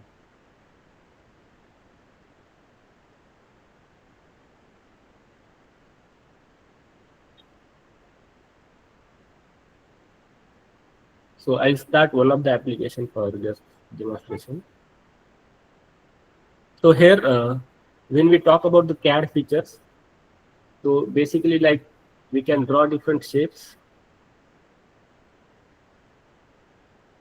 Just like any other CAD designers, there are like different, we can directly click different buttons and take the circles, ellipse. So similar way we can draw it here, but there are some advanced part. So when I draw the circle, so mostly all required CAD operations are there in the software. So you can create the CAD easily. So we can draw the shapes, we can subtract the shape. So yeah, so the one more thing that we are having is the control. So whenever I want to perform any operation, like on this circle,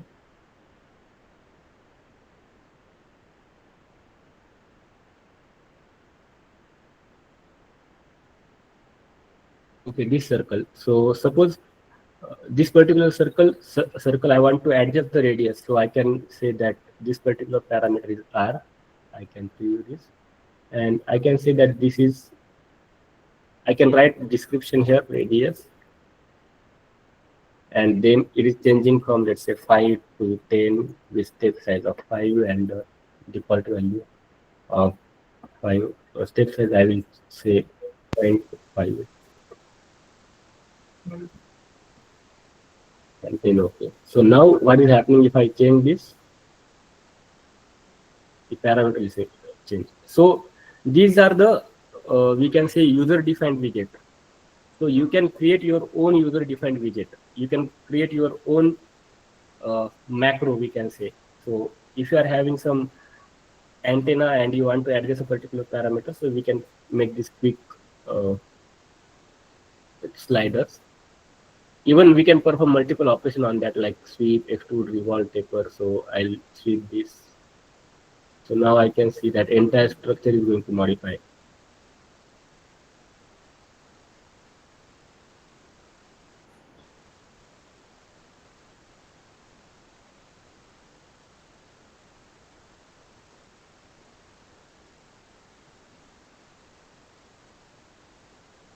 So this is one unique thing that we can have the sliders. Okay, I forgot to show you that whenever I was drawing these things, there was one thing happening. So whenever I draw the objects, so say rectangle, then the circle. So you can see at the right side, these commands are getting generated. I can subtract this and this like that. So these commands are getting generated automatically. And in case you want to modify these things through command or through script, you can do that also. Sir, in general, quantum computing also, IBM Quantum, we are generating like this code, no, sir? Quantum? In IBM Quantum's also, we are generating, if you write any command, drag some components, something, you will get it like this code, sir. Okay.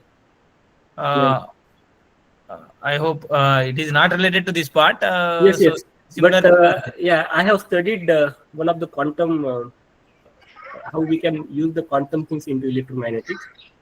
And I know, like, we have the solvers, FDTD and many more. So we can put the quantum electrons into it, and then we can, from the electric field, we can solve by using FDTD and then mix quantum combination, and then it is going to tell you the quantum entanglements.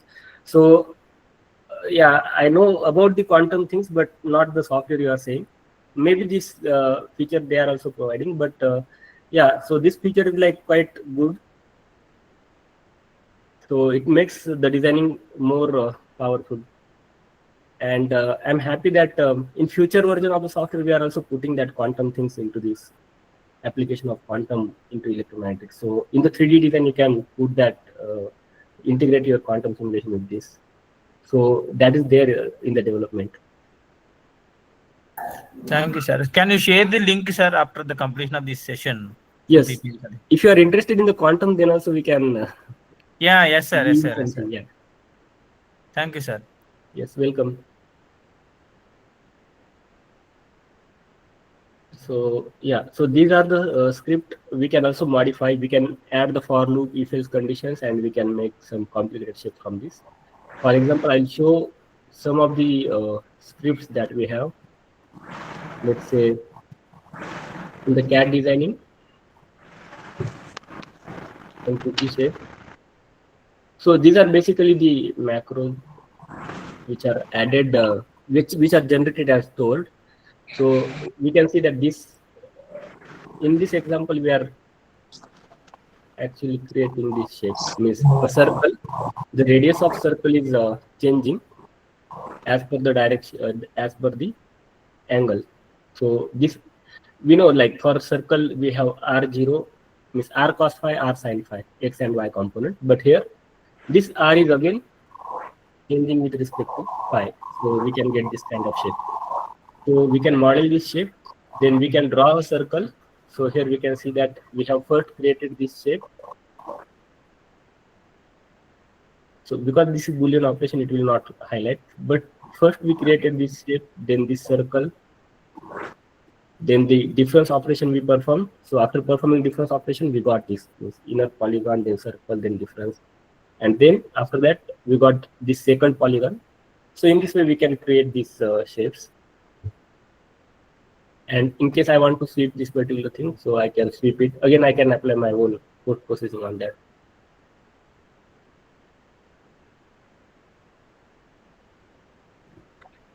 So this way we can write down our own algorithms.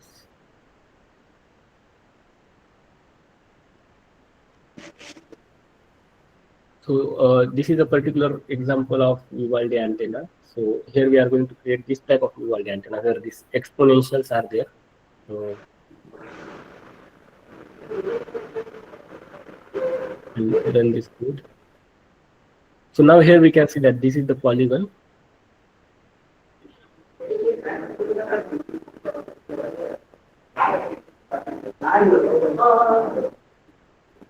Yes. So this is the polygon. Then we have this box. So box is directly drawn from the Terang user interface. So we can adjust this parameter, this length and other parameters of the box. Then this is the rectangle for the feed line.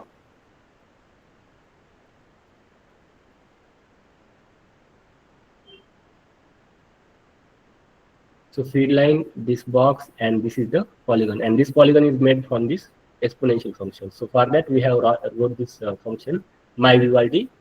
And this is like x-axis and y-axis. So y is equal to minus e to the power xt, something like that. So we will get exponential and then this exponential, and we can create this type of shape. And we can simulate this. Again, we can mesh it. So after doing this CAD design, we can assign different electromagnetic properties. So for example, this we have simple dielectric 6.15.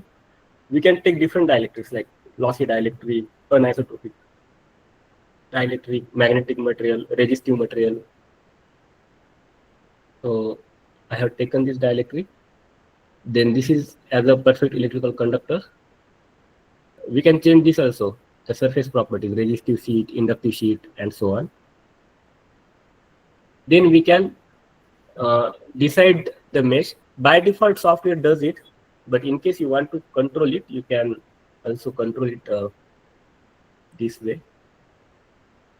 You can write down this what mesh count and all these things you require. So this is for voxel meshing. Again, step meshing, non-uniform meshing, this also choice you can have. You can select it.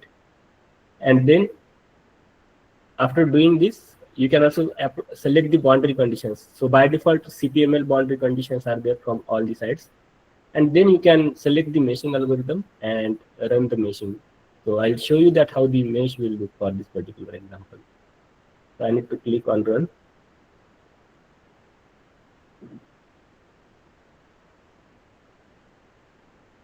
Okay, so yes. So yeah, I have taken less number of elements, so the mesh will be like this. I can increase the count, but as per the frequency, software automatically does it. So here we are observing at lower frequency maybe, so we have this mesh.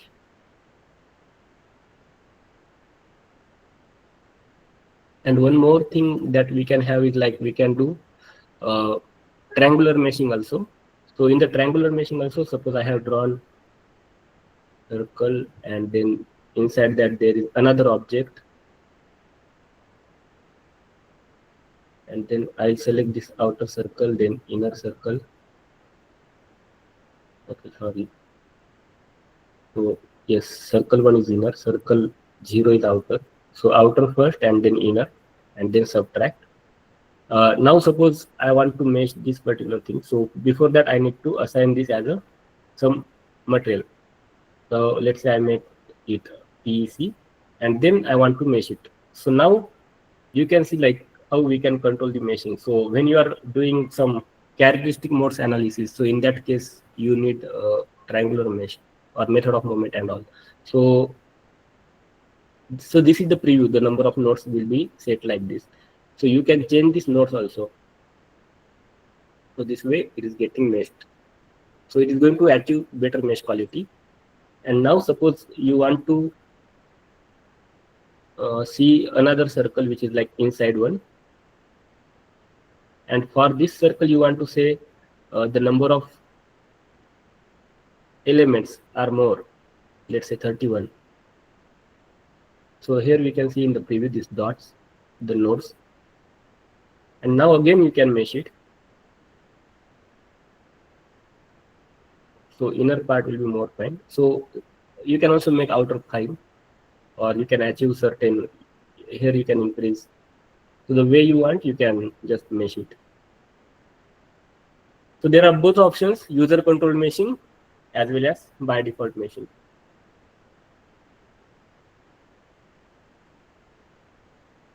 And in macros also user can create this macro. So for example, I will again open another macro. So earlier I opened Vivaldi, but here let's say a reflect array.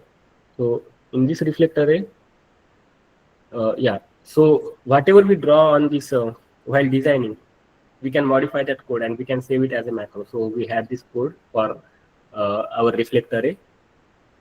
So I guess in this FDP, someone has might have explained about the reflect array. So I'll just explain you how this design is made.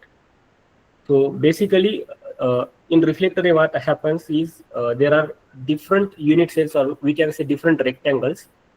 On a given surface, we are having different rectangles, and based on the direction of beam, a particular theta and phi direction of the beam, we are going to modify that shapes of those rectangles.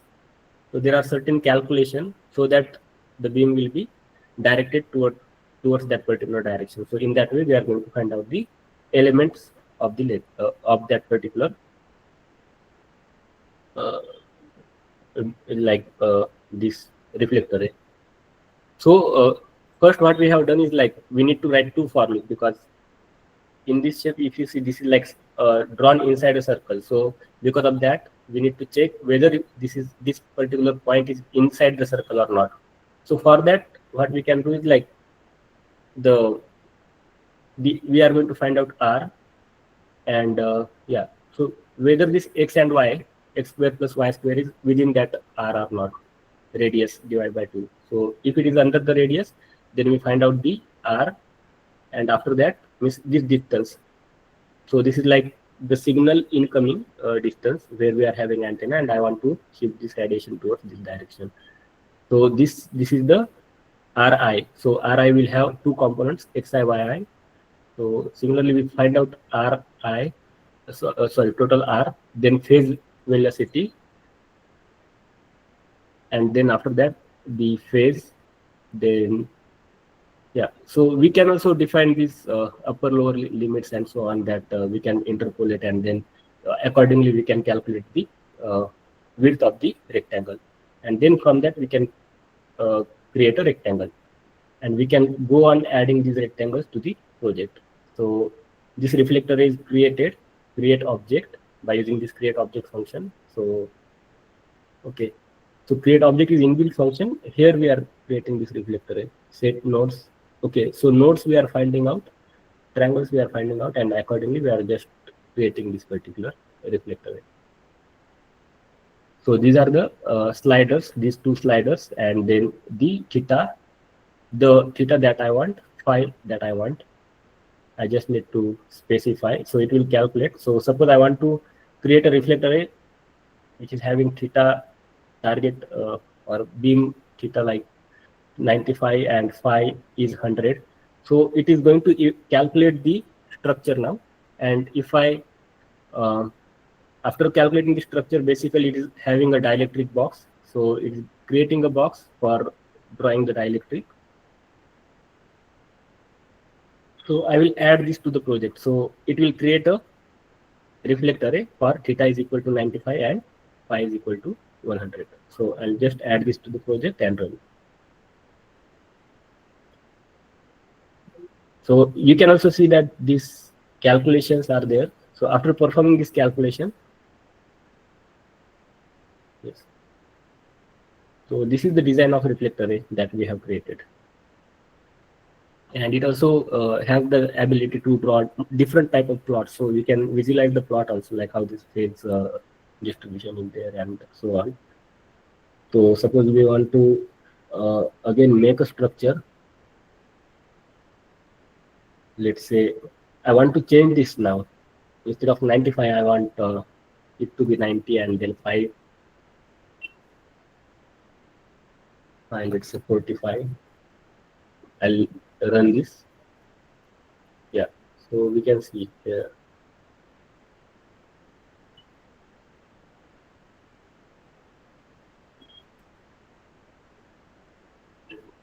Yes, so this way we can simulate it. So theta and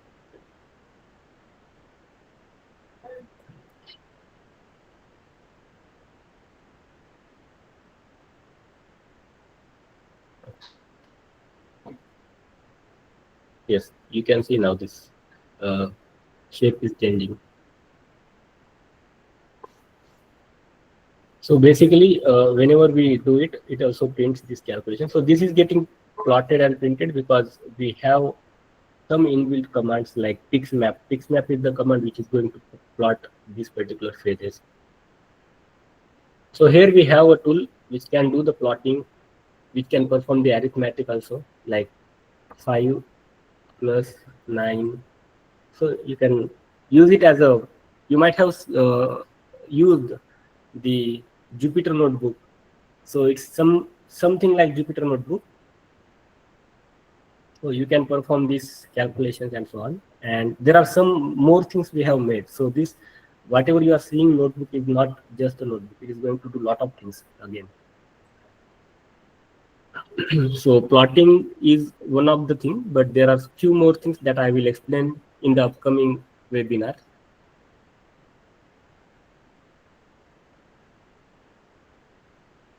So this is the way of creating the beamformers. The holographic surfaces of reflect arrays.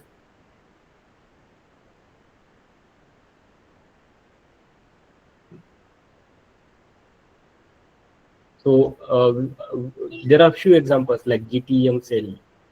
So again, we can go on adding these pyramids. So in this, what we have done is like we made the bottom plane of this GTM, then the top, then X min, then X max in the X direction, then Z min, Z max, then internal septum of the GTM cell, and septum for load. So two septums are there. And we are exciting this with a wire. So inside that there is a wire. And these pyramids are getting added continuously. So we can see that in the for loop we are generating the pyramids and adding these pyramids by creating the objects. So I'll add this to the project so you can see now how this pyramid will look like. Sorry, I need to remove earlier object because right now there are two objects, but I'll just check. Yeah, so this GTM cell is getting plotted. So even if the geometry is very, very complicated, it is very handy to draw that geometry in terms of software. So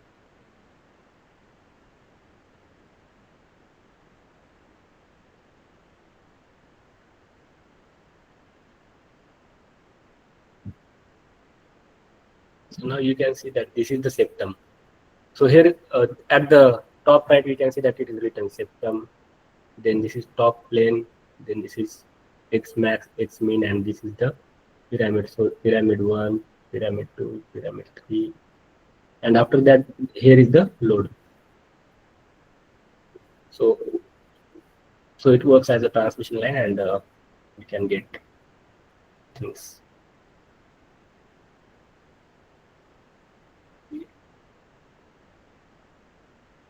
Then about a simple dipole antenna, we can do synthesis, optimization, many more things.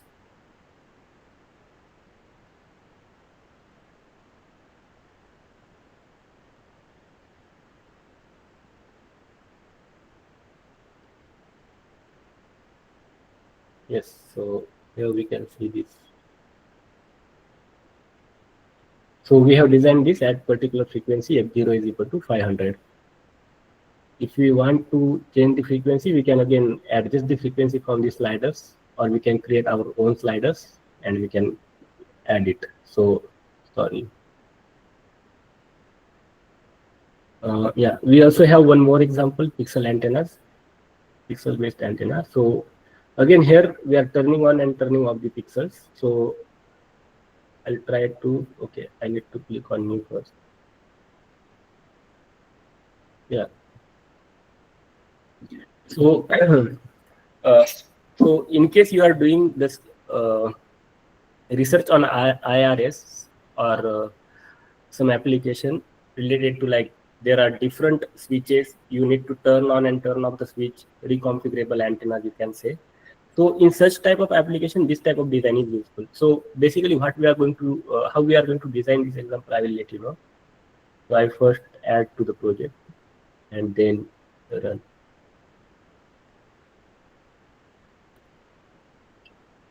Yes. So how this design is made? So I'll explain you.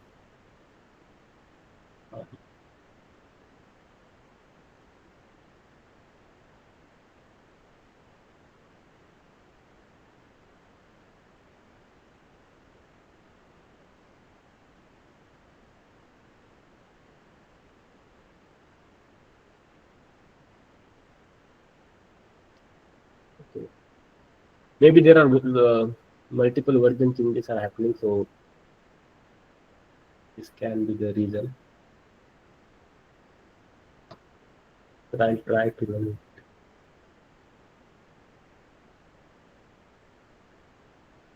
So this was the original patch, and we wanted to make it like pixel based. I just checked. So something went wrong in this code. A very small mistake is there, I guess. I'll turn off this thing. So random pixel, okay.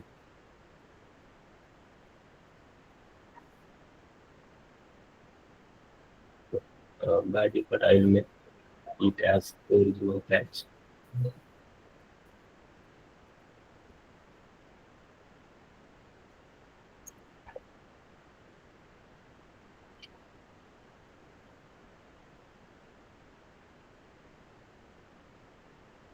I'll check if I have an updated version of this file.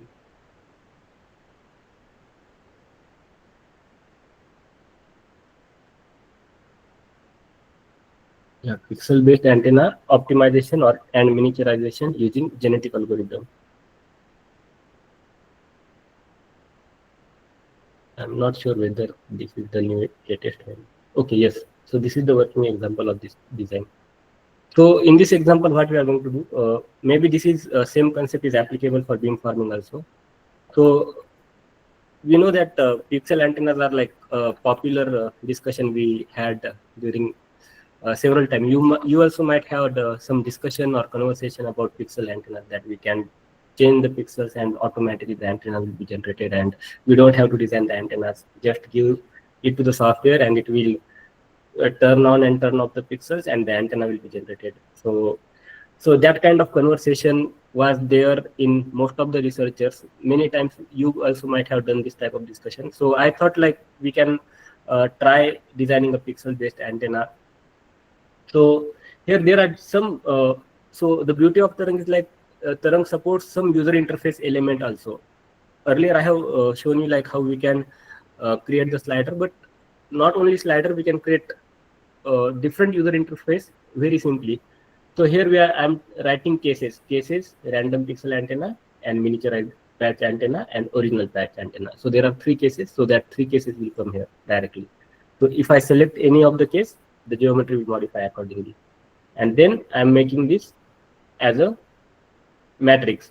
So whenever I make a matrix, it will generate a matrix of, if it is like 0, 1, it will generate a matrix of switches. And if it is like phase, so it will also give you the provision, like you can have 2D array and you can modify the phases at different element. So for switches only turn on and turn off things are there, but you can also have the analog. So here you can enter the values. So we have created the grid. So this grid is applicable in IRAs, then reconfigurable antennas where diodes, switches are there, beamforming you want to do. So there you can use similar kind of model so that it will be easy for you to tune it. So at initially we have taken this as a random array of 0 and 1. Then you can say that this is random pixel antenna. So whenever I refresh, it will create a random bits 1010 patterns. I can define this pattern also as per my choice, like in X 4 by 4, 10 by 10, like that I can do. So whenever I run this, it will create, every time it will create a random design, you can see. So the switch positions also you can see at the left side is changing. So now this is the pixel antenna. So the idea in this is that we are tuning the S parameter. So if there is a particular antenna which is having larger shape, and I want to get the similar S parameter from another antenna which is having smaller shape, like antenna operating at 5 gigahertz is a smaller antenna, and antenna operating at 2 gigahertz will be a bigger antenna. So suppose I want to get 2 gigahertz resonating frequency from an antenna which is operating at 5 gigahertz. So how I can get, because the antenna is like very small. So, and the frequency I want is more bigger, larger. So I divide that particular antenna into 10 by 10 pixel, let's say, and then turn on and turn off, so that this 5 gigahertz, the antenna which was having 5 gigahertz resonating frequency, will give a resonating frequency of 2 gigahertz. That means it will behave as a larger antenna. So this way we can say that this is a miniaturized antenna. So this type of miniaturization we are doing. So here the design is made by using like this matrix, and then the pixels is getting generated, and I can have the control on these pixels also. If you are not interested in this coding, you can just leave this coding part as it is. All the things will be directly come here, and I can show you that. You can observe that this I'm turning on the pixel. So suppose I want to turn on this pixel, I can click on this, the pixel will be on. So in this way I can make the antennas, the diodes on and off very easily and simulate the structures or even optimize the structure. Now here, yeah, so there are some optimization or AI getting applied in the beamformer designing also. There are some algorithms which are like music rhythm and so on that can do it analytically. So you can solve it analytically also. If the spacing between the antennas is known to you, you can directly solve it. But in case the antennas are very random and spacing between them is also arbitrary, so in that case you can use some AI ML kind of things to find out the appropriate phases. So the goal is like I want to find out which element should be on, which element should be off. So how I can do it? So I have designed it. Now I want to run a particular algorithm which is going to continuously change this position of the switches and going to find out whether the design is giving me the correct output or not. So for that we can switch to this post processing tab. So this is again the unique thing about the Tarang software. Here we have scripted a genetic algorithm. So what there is a fitness function, this block. So what this block is doing? So this block is finding out the pixel location, pixel positions 10 by 10 array, and you giving this 10 by 10 array to the design, and then meshing the design, or we can say that it will show the image of that design, mesh that design. Okay, because these pixels already meshed, so it just turn on and turn off the elements maybe, and then simulate this design. So yeah, so it is simulating continuously this design and then taking the result. So load result, frequency, and S parameter. So once we means this particular fitness function is changing that control parameters by modifying that array continuously. Again, running the simulation and getting the S parameters. And here FD is okay. This is my what we can say is the fitness function.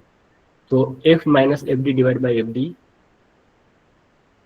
cost function. So you can understand like how this cost function is written. If you want to simplify this cost function, you can also make like F minus FD, so that the resulting frequency will be FD.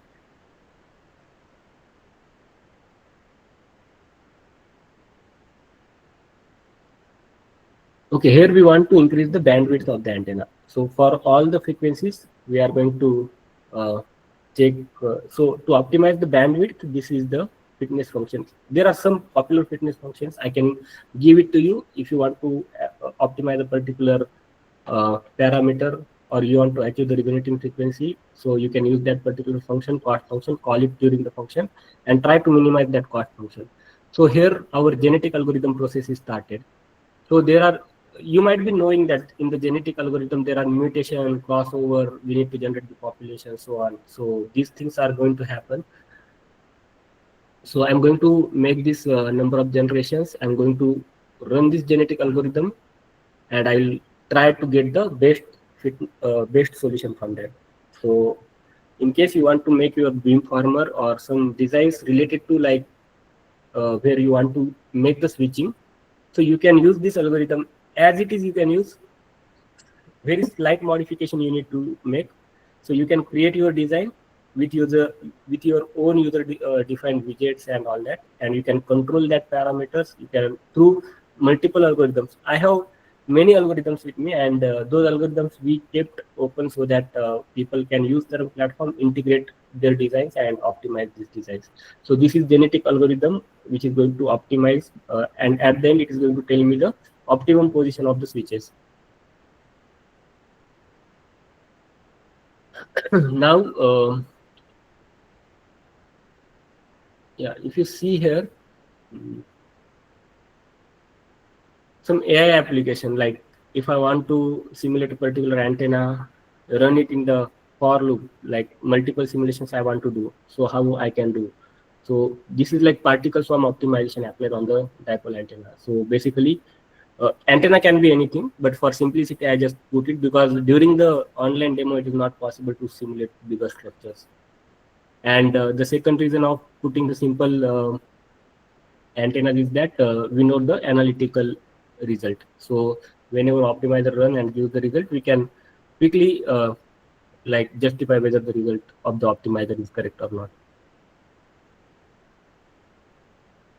So we can mesh it and then we can compute it. So till now I have not computed any simulation, but I will let you know that how we can compute it. So I need to generate the solver code. Then it is up to me whether to turn on and turn off the animation. So I need to click on the run. So these different algorithms, internal things will be there, and it is going to solve that particular antenna by using that technique. You can modify these codes, and these codes will be again called by the optimizer. So I have a Gaussian excitation in the time domain.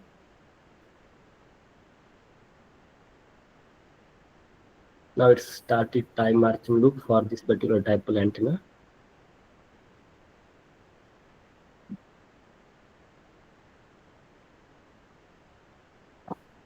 So we can see the signal is getting propagating in the time domain animation. If you turn off the animation, the result you will get is more faster. So mostly these patch antennas, those kind of antennas, we can simulate simple antenna within 20 or 30 seconds. So this antenna is operating around 6 gigahertz frequency. Now I want to optimize this antenna so that my resonating frequency should be 5 gigahertz. So I can tell the optimizer that adjust the length of this antenna. So what I will do, I'll create the slider for length. So this is adjusting the length. So adjust this length of the antenna such way that I will get the resonating frequency of 5 gigahertz. So that I can write here. So this is the way I'm going to control the length parameter. For different length, I'm going to simulate it. And then this is the particle sum optimization code. So basically during my masters, I have worked on the particle sum optimization. So it's been around 12 years I worked on the PSO. And during that time, I created, in 2011 itself, I have created a MATLAB tool for doing the PSO. That time PSO was not known to many people. And the tool I have uploaded on the MATLAB, it is still available and mostly downloaded. We can say it has like many downloads, and that particular optimizer is having multiple variables. Even binary PSO also I have implemented, and that binary PSO is also integrated in the Thermo software. So right now I'm adjusting the length of the dipole antenna, so it is like analog. But suppose I have a reconfigurable antenna and I want to optimize in the terms of 1 and 0. So for that we have implemented a binary PSO. So binary PSO is what it is going to do is that it is going to convert the analog into digital by using the sigmoid function. I will show you the binary PSO also. So this is the way like we are optimizing it, and at the end it is going to tell me the design parameters. What should be the parameter for the design. And let's say I want to train the antenna. So what I will do? Yeah. So again, this is a topic that you can use in your research whenever you are doing this beam farming kind of research. So there also you can use these algorithms. So here basically we are performing the optimization, but we are doing this optimization on the trained data. So in earlier simulation, we were like running the optimizer and we are simulating at every step. But rather than simulating, what we have done is like we have stored this particular machine learning model of the dipole antenna at the beginning. Then we are loading this particular model here. And initially the length is 45. So I will calculate the resonating frequency. So predicted resonating frequency is for this particular length, predicted resonating frequency will be this much. Now I will set the PSO so that I can get that desired frequency, and it is going to optimize. But in the optimizer loop, again, I will have this model and then predict. That's it. I don't have to run the entire simulation. I will just call the model, I will predict the value, and I will use that value. So this optimizer will be faster. If I run earlier optimizer, it might take around 5 to 10 minutes because it is going to run many simulations and optimize it. But now this particular simulation will be faster. The software is getting very frequent updates, so that is one kind of reason the version older version things may not work, but most of the things are working here. So here I can say that the antenna that we have made L45 was having 2.98 gigahertz resonating frequency, and in this fitness function I told that absolute of 5E9 means 5 giga minus resonating frequency should be minimum. So when it will be minimum, when resonating frequency will be 5 gigahertz. So it is going to optimize it, going to find out the best value, and optimized length of this antenna is 25 mm, so that I will get a resonating frequency of 5 gigahertz, and the tolerance is plus or minus 0.1 gigahertz. So I have defined this tolerance here. So it will find out till the tolerance is like till that tolerance. So 0.1 gigahertz is the tolerance. So this way we can use the machine learning model and optimize the designs. and how to create this machine learning model. So I'll show you that thing also. So there are different ways of creating machine learning model again. So that is again a big area, but yeah, I'll show you that we are good. sklearn random forest algorithm we can use. So there we are going to train this particular data, generate the mock data for number of samples 100, and then we are basically calling that random forest regressor, which is like inbuilt regressor for sklearn, and then we are training this model. Or else we can also use the TensorFlow libraries or Keras library. I can show you like, so fuzzy logic. In this we have used TensorFlow, and we have also made this Bayesian optimization and FIS algorithm, fuzzy logic kind of things. Even as I have discussed, like we have implemented the binary PSO. So that thing also I can show you in the AI application, reconfigurable AI. So in reconfigurable AI, we can have binary PSO. So in binary PSO, we are doing that sigmoid-based assumption, and binary Bayesian optimization also we have implemented, and that is directly available to you. Then pixel-based genetic algorithm I have explained. We have certain algorithm where we are going to what I can say, convert the images. We can apply the image processing. We can convert the images into the antenna. So that thing also we can do. I need to check whether this example is working, but yeah.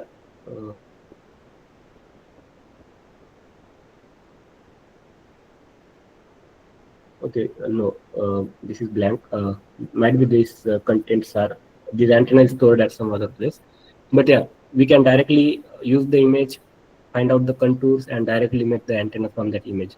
So you don't have to design the antenna. If you are having some photograph, high quality photograph of the antenna, or the CAD design photograph of the antenna, you can directly load into current software. It will create the surface. You just need to give the dimension width. Any one dimension you just need to define, it will automatically create the antenna. So that thing is not related to this topic, so I'll not focus on that, but it has the capability, like you can do multiple processing to create the design, and even after creating the design you can again apply multiple processes to on the result to achieve to get the desired result.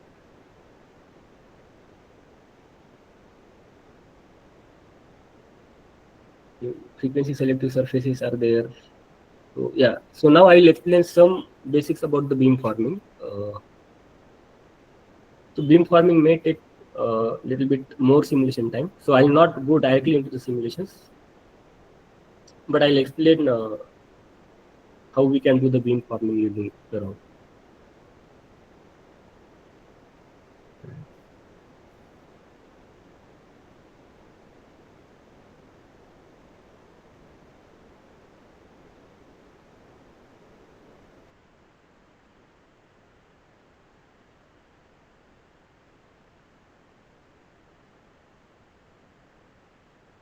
I will just check.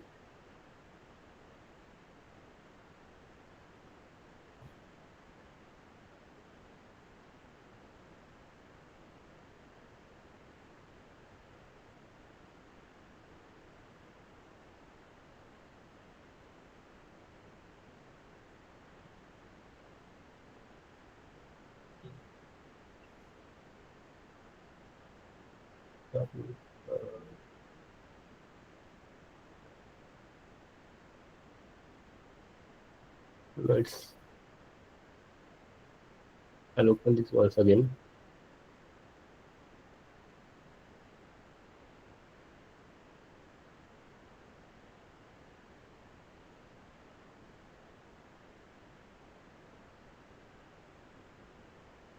So beamformers is the last topic that we are going to discuss today.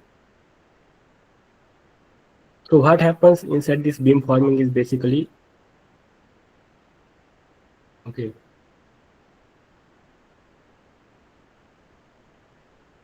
So the idea is that we are having array of antenna. The signal is coming from a particular direction. We are collecting those signal at all the end, all the like ports or the sources or the feed or sensor, whatever we can say. When antenna is receiving, we generally call it as a sensor, and when it is transmitting, we call it as a like feed or the antenna or transmitter. So we use the antenna in a sensor mode. So the external signal is coming from a particular direction, and we want to orient the radiation pattern of the antenna towards that direction. So initially we assume that antenna is passive, it is only receiving the signal. So the signal is getting received. So we will collect all the signal or the values of voltages at different antennas. Then we apply certain algorithm on those values to estimate the direction of arrival from where the signal is coming. So for doing that, there are different algorithms, and that is not a too much complicated thing. It is just like analytical equation. You might have studied that the array antenna is having the spacing and then the phase delay, then it will radiate towards a particular direction. So the reverse way they have done. So if it is like radiating particular direction, then this type of signal will be generated. So we can do it analytically also. So we are going to find out the direction of arrival from that. And once the direction of arrival is known, then we are going to find out the input phases, input amplitudes, which need to be applied to the antenna excitation points, so that the antenna will again generate a signal which will be towards that particular direction. So that is the basic concepts of this beamformers. Like DOA estimation is the first step. After doing DOA estimation, finding out the phases to achieve that particular pattern is the second step. So these two methods combines our beamforming. First one is like DOA plus beamforming. I'll start the software.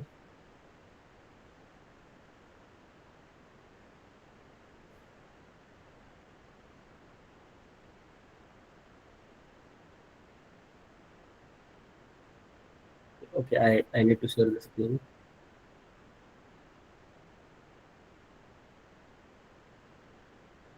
Okay, it's already shared now.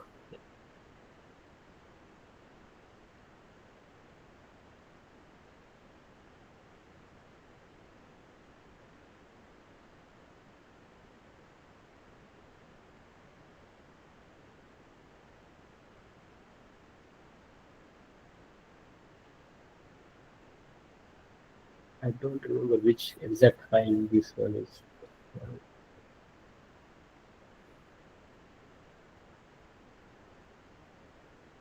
Okay, yeah.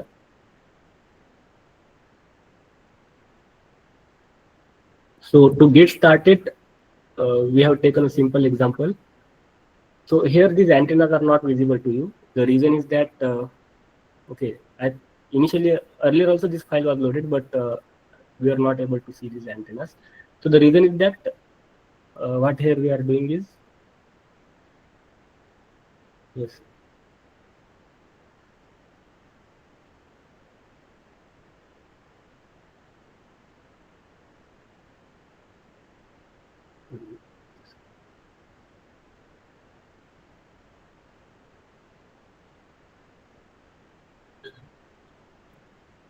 If you see, like, this design is having 8 antennas as a receiving mode.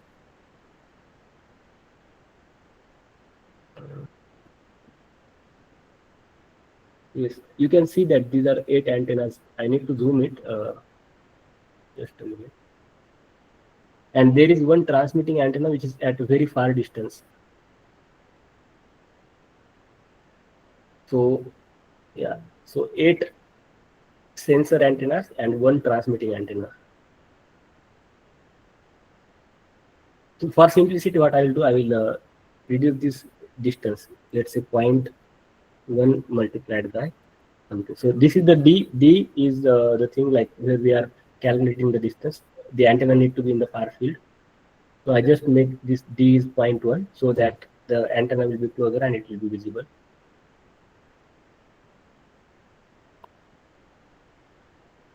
Yes, now we can see there are these 8 receiving antenna and 1 transmitting antenna.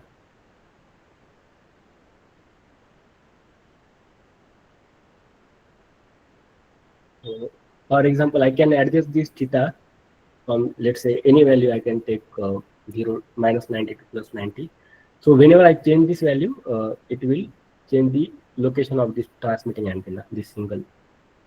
So this actually it need to be in the far field, but for visualization purpose, I just made the distance less. So if you solve this type of antenna where the antenna is at very far distance, so you are not able to solve it using FDTD method. The reason is that in FDTD, if you are simulating this antenna, you need to mesh entire space. Even FEM also is not able to solve this antenna. Actually, this antenna is located at the far field distance. So far field distance is like 2 lambda 2d square by lambda. D is the complete array size. So that is coming around 1 meter, and these antenna elements are very short. So we are assuming that the wave is coming from very far distance.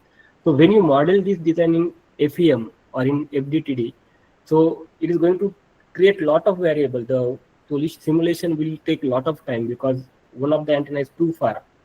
We need to mesh entire space, and because of that, the software is not able to handle that scenario. So even if you can try simulating this thing in HFSS or CST, keep 4 dipole and 5th dipole at very far distance and try to solve it. So let's see what happens. So in Terang, we can solve that scenario easily because we have different methods like volumetric method. Along with volumetric method, we also have method of moment. In that, we don't need to measure the volume. So for this simulation, I will prefer to use PEC method. Earlier, I have used FDTD method. So this is just to, here this mesh will not matter. So even if I mesh anyway, internally PEC is going to make a different type of mesh.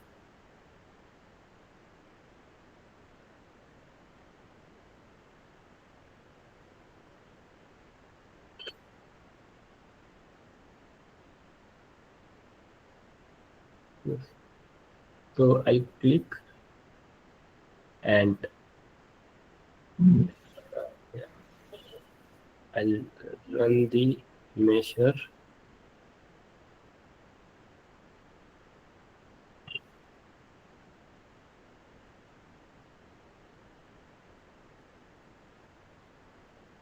Maybe it's running the machine, and the updated version does the PEC meshing faster. Right now, we have implemented the similar FDTD and PEC meshing similar, but in updated version, we have faster way of doing PEC meshing. So now you can see that these antennas are meshed, and after that, we will go to compute, and in that, I will select PEC method. I'll not select that FDTD or other. So yeah, I'll explain this method later, but here basically what we are going to do is that we are going to create the circuit. So circuit is getting created by L as a inductance matrix, P as a capacitive matrix. So we will find these mutual interactions, and then we can find out inductive elements, capacitive elements, and then we will make a circuit, get the connection. So from that circuit, we will get the conductance matrix.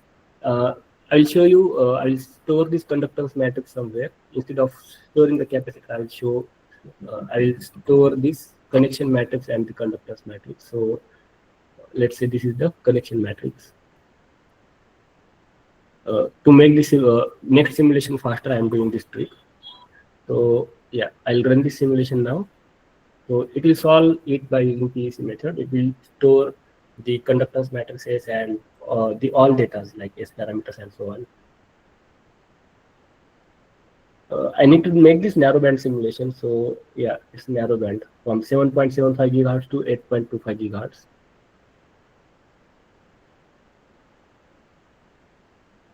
Now after that, we are going to do the DOA estimation. So we'll wait for this simulation to complete, but it's faster.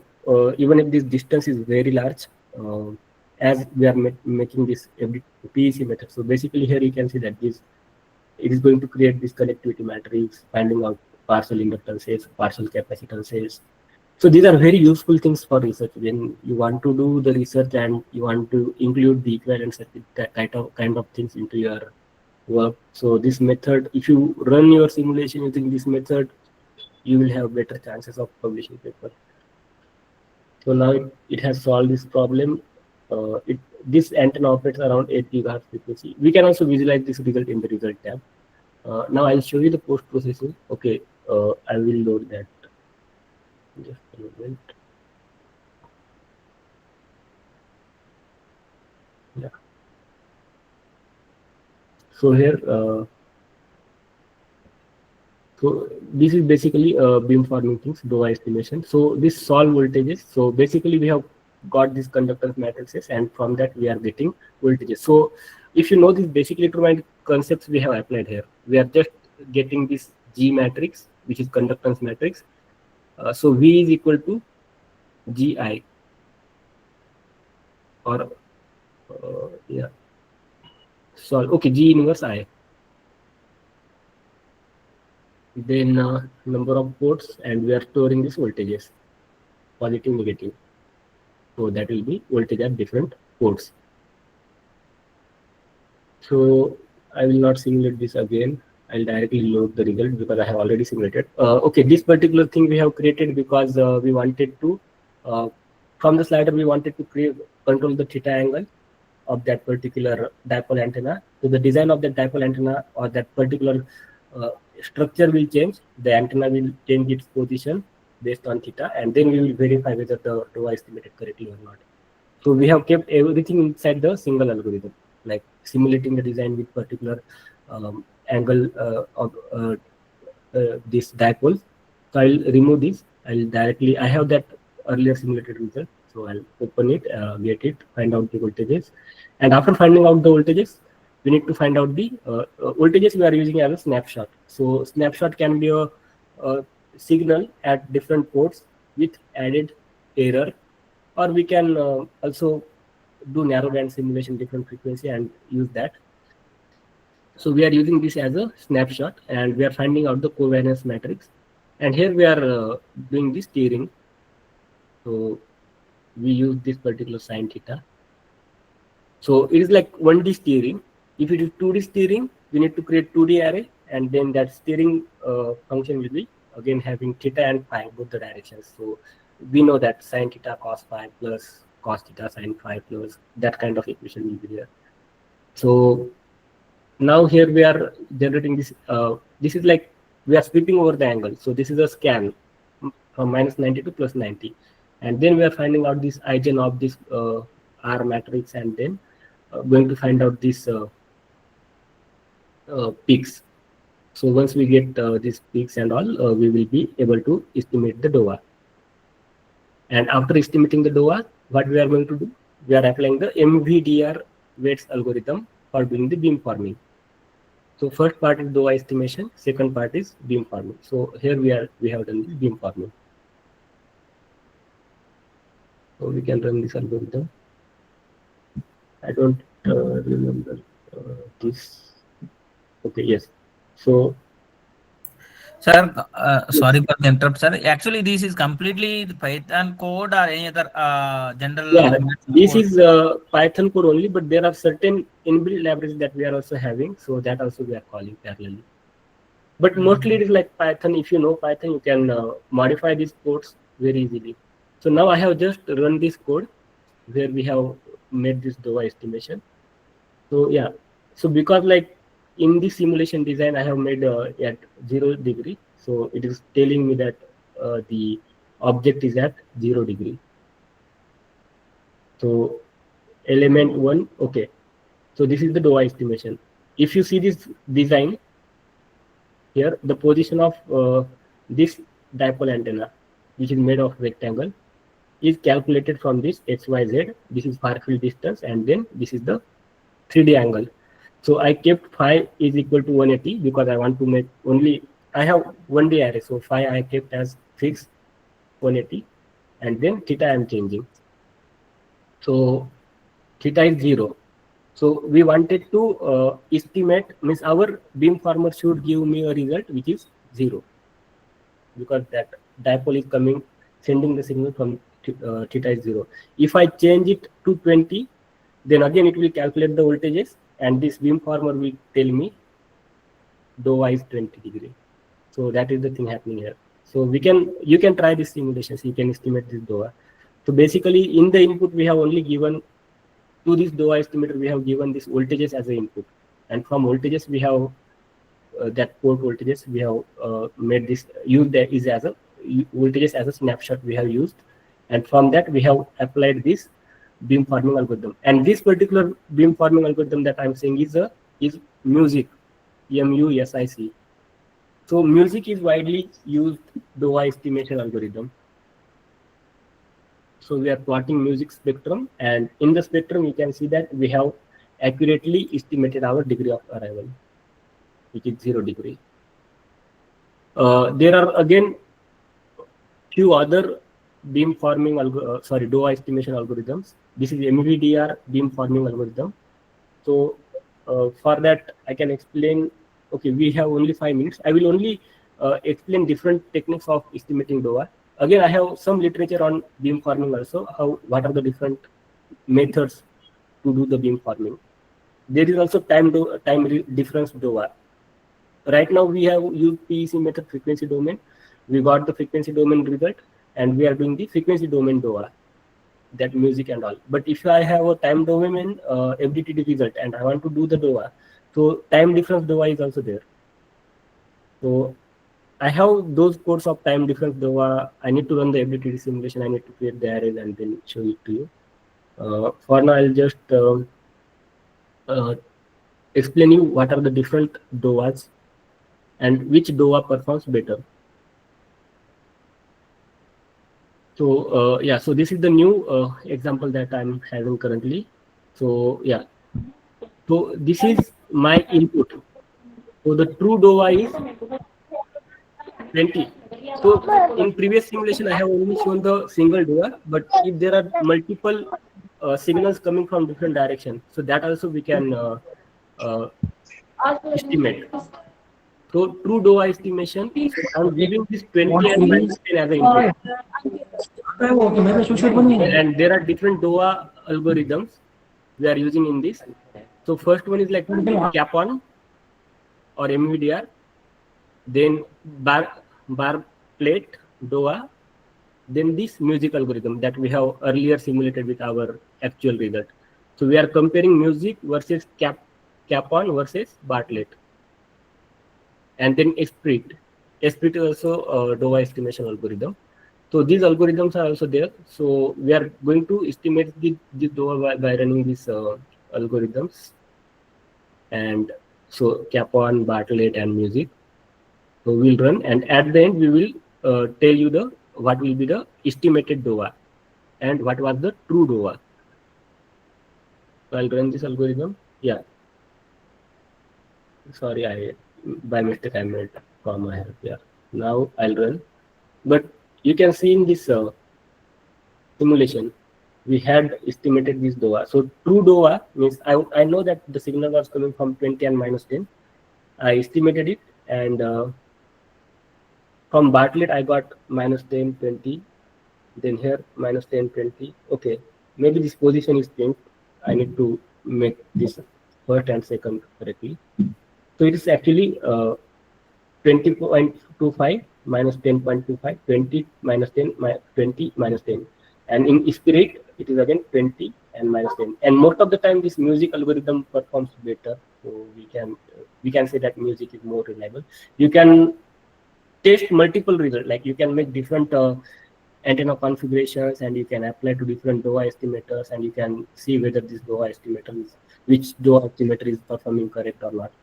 And yeah, I have not shown you a simple microstrip patch antenna result. I forgot to show you that example, but yeah, here we can simulate the simple examples also, no problem.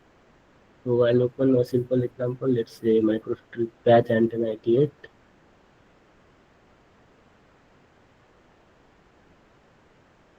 So yeah, This is the way we can like draw this antenna, assign dielectric properties, draw different rectangles and assign these material properties, and then mesh these antennas and then run the computation. So here I can use FDTD, let's say, and we have whether to turn on or turn off the animation, plot the near field or not. So we can run these algorithms. So this result visualization I have not shown to you. Again, I have some slides on PEC method, how PEC method is better and useful. But as this talk is related to DOA estimation beam forming, so I am just strictly talking about these reflectory designs, DOAs and all. So I will just show you the result, the quality of result that Tarang produces. So meanwhile, anyone is having questions, they can ask. So here we can run this animation in the time domain. I'll just close the animation to make the simulation faster. Anyone is having question? Hello. Yes. Sir, can you please show how an FSS can be simulated on this Tarang software? Yes, yes. I'll show that also. Thank you, sir. Yeah. And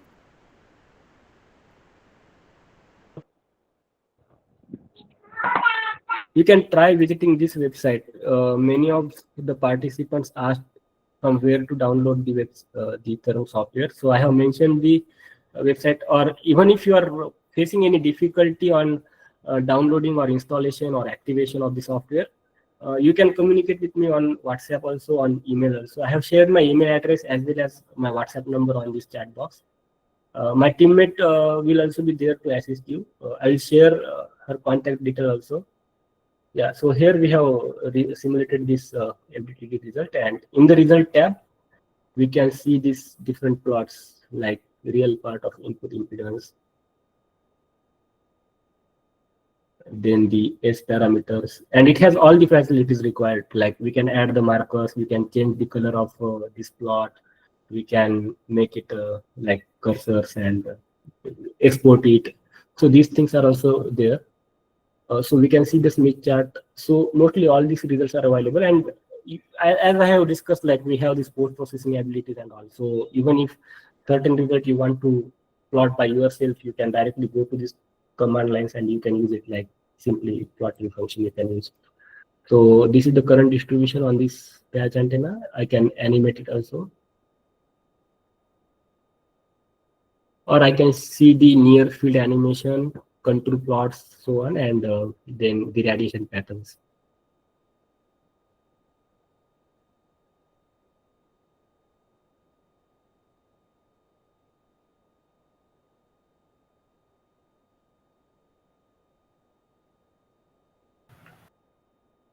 I'll just plot the contour plot. Meanwhile, I'll share my contact. I have shared my contact details, so you can note down my contact details, and I'll play the animations. So this is the near field animation. Similarly, we can draw the far field, radiation pattern, different type of far field plots we can get, the polar plots, so on. So all the necessary things which are there in the software are there in Tarang.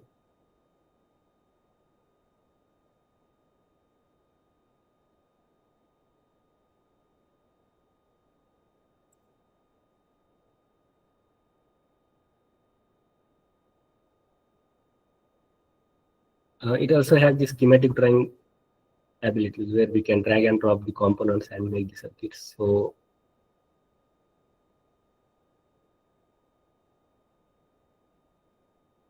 multiple components are there. If you visit turn on this component tab, you will see a few more components. So right now these components are hidden, but okay. So yeah, in the components you can see several components are there that you can use directly.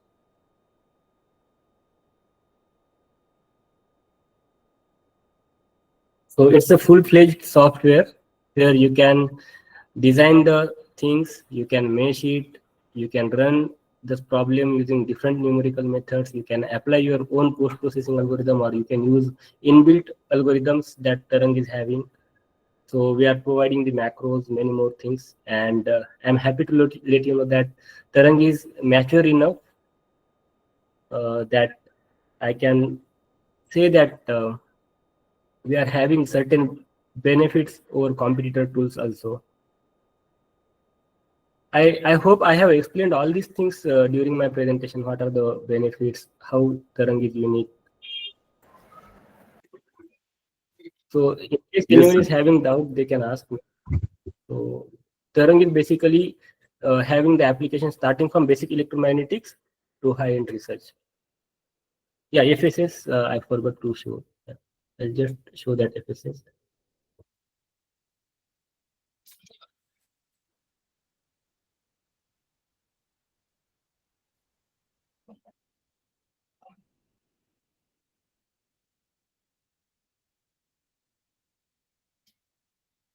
Let's say Jerusalem FSS. Yeah. So right now these animations, all these things are running. I have not stopped those animations, so maybe it is lacking.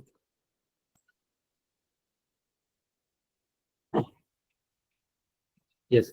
So this is the way we have made this FSS. Right now these are the like transmitting and receiving plane. I can hide it also. I'll just hide it. Hide. So these are basically the plane wave sources for transmission and reception. Right. And this is the structure of Jerusalem antenna, Jerusalem metamaterial. So in here we have okay.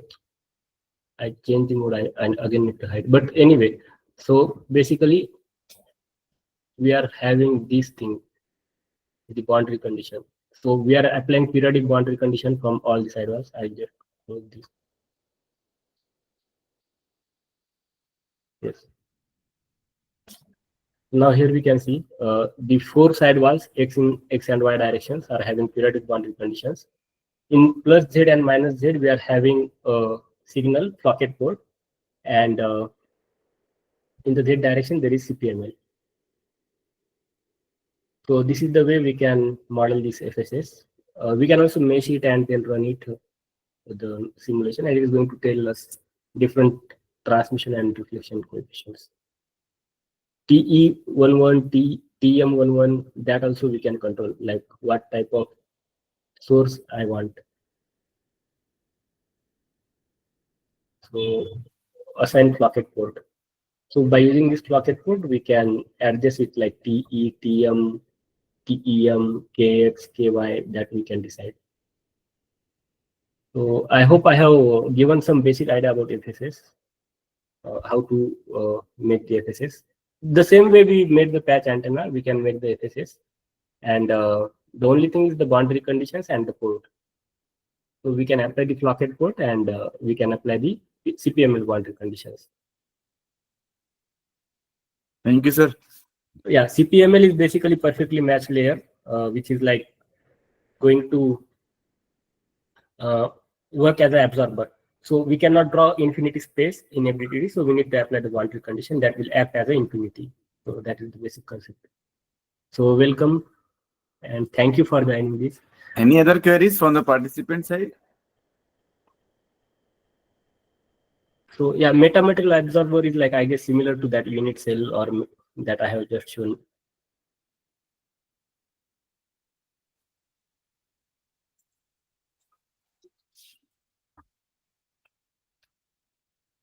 I hope I have. I was sticking to the topic of this FDP. No, sir, it's okay, sir. Yes, sir. It's very nice, sir. So thank you for your interactions. Thank you, sir. You can communicate with me over the mail or over this phone. Yes, sir. We will be available. Please share your PPT. Participants are asking. Yes, sir. Surely we will share the PPT. Okay, sir. Yes, sir. Thank you, sir. Thank you. On the behalf of the organizing team, I extend my heartfelt gratitude to Mr. Swapnil sir for delivering such an insightful session, sir. Your detailed explanation on the feature and multi-dimensional aspect of Tarang software has enhanced our understanding. and inspire us with new perspectives, sir. We truly appreciate your time, effort, and clarity you brought to the session, sir. Thank you, sir, for your valuable contribution to this FTP.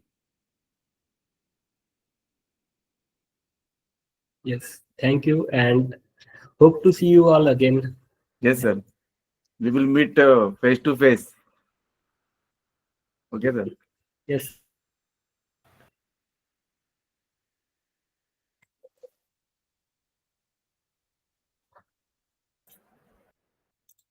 There is one important announcement. Tomorrow we will meet at 2 p.m.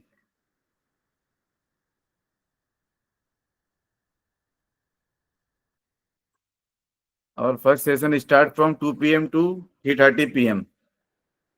Then second session is from 3:30 p.m. to 5 p.m.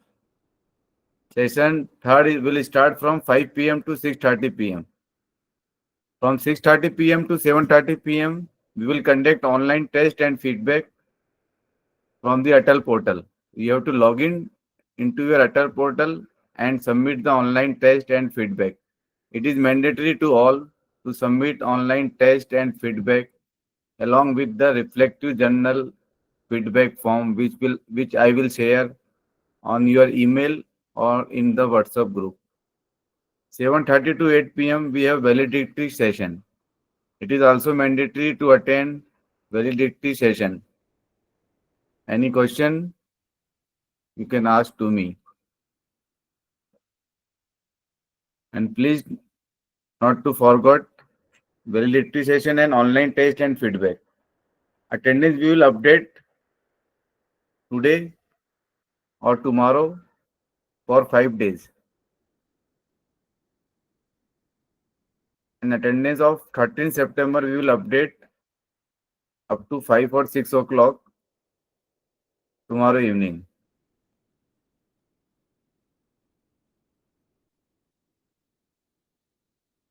Okay, good night to all. Thank you for your participation.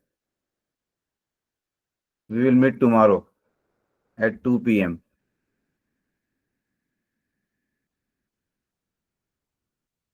You can leave the meeting now.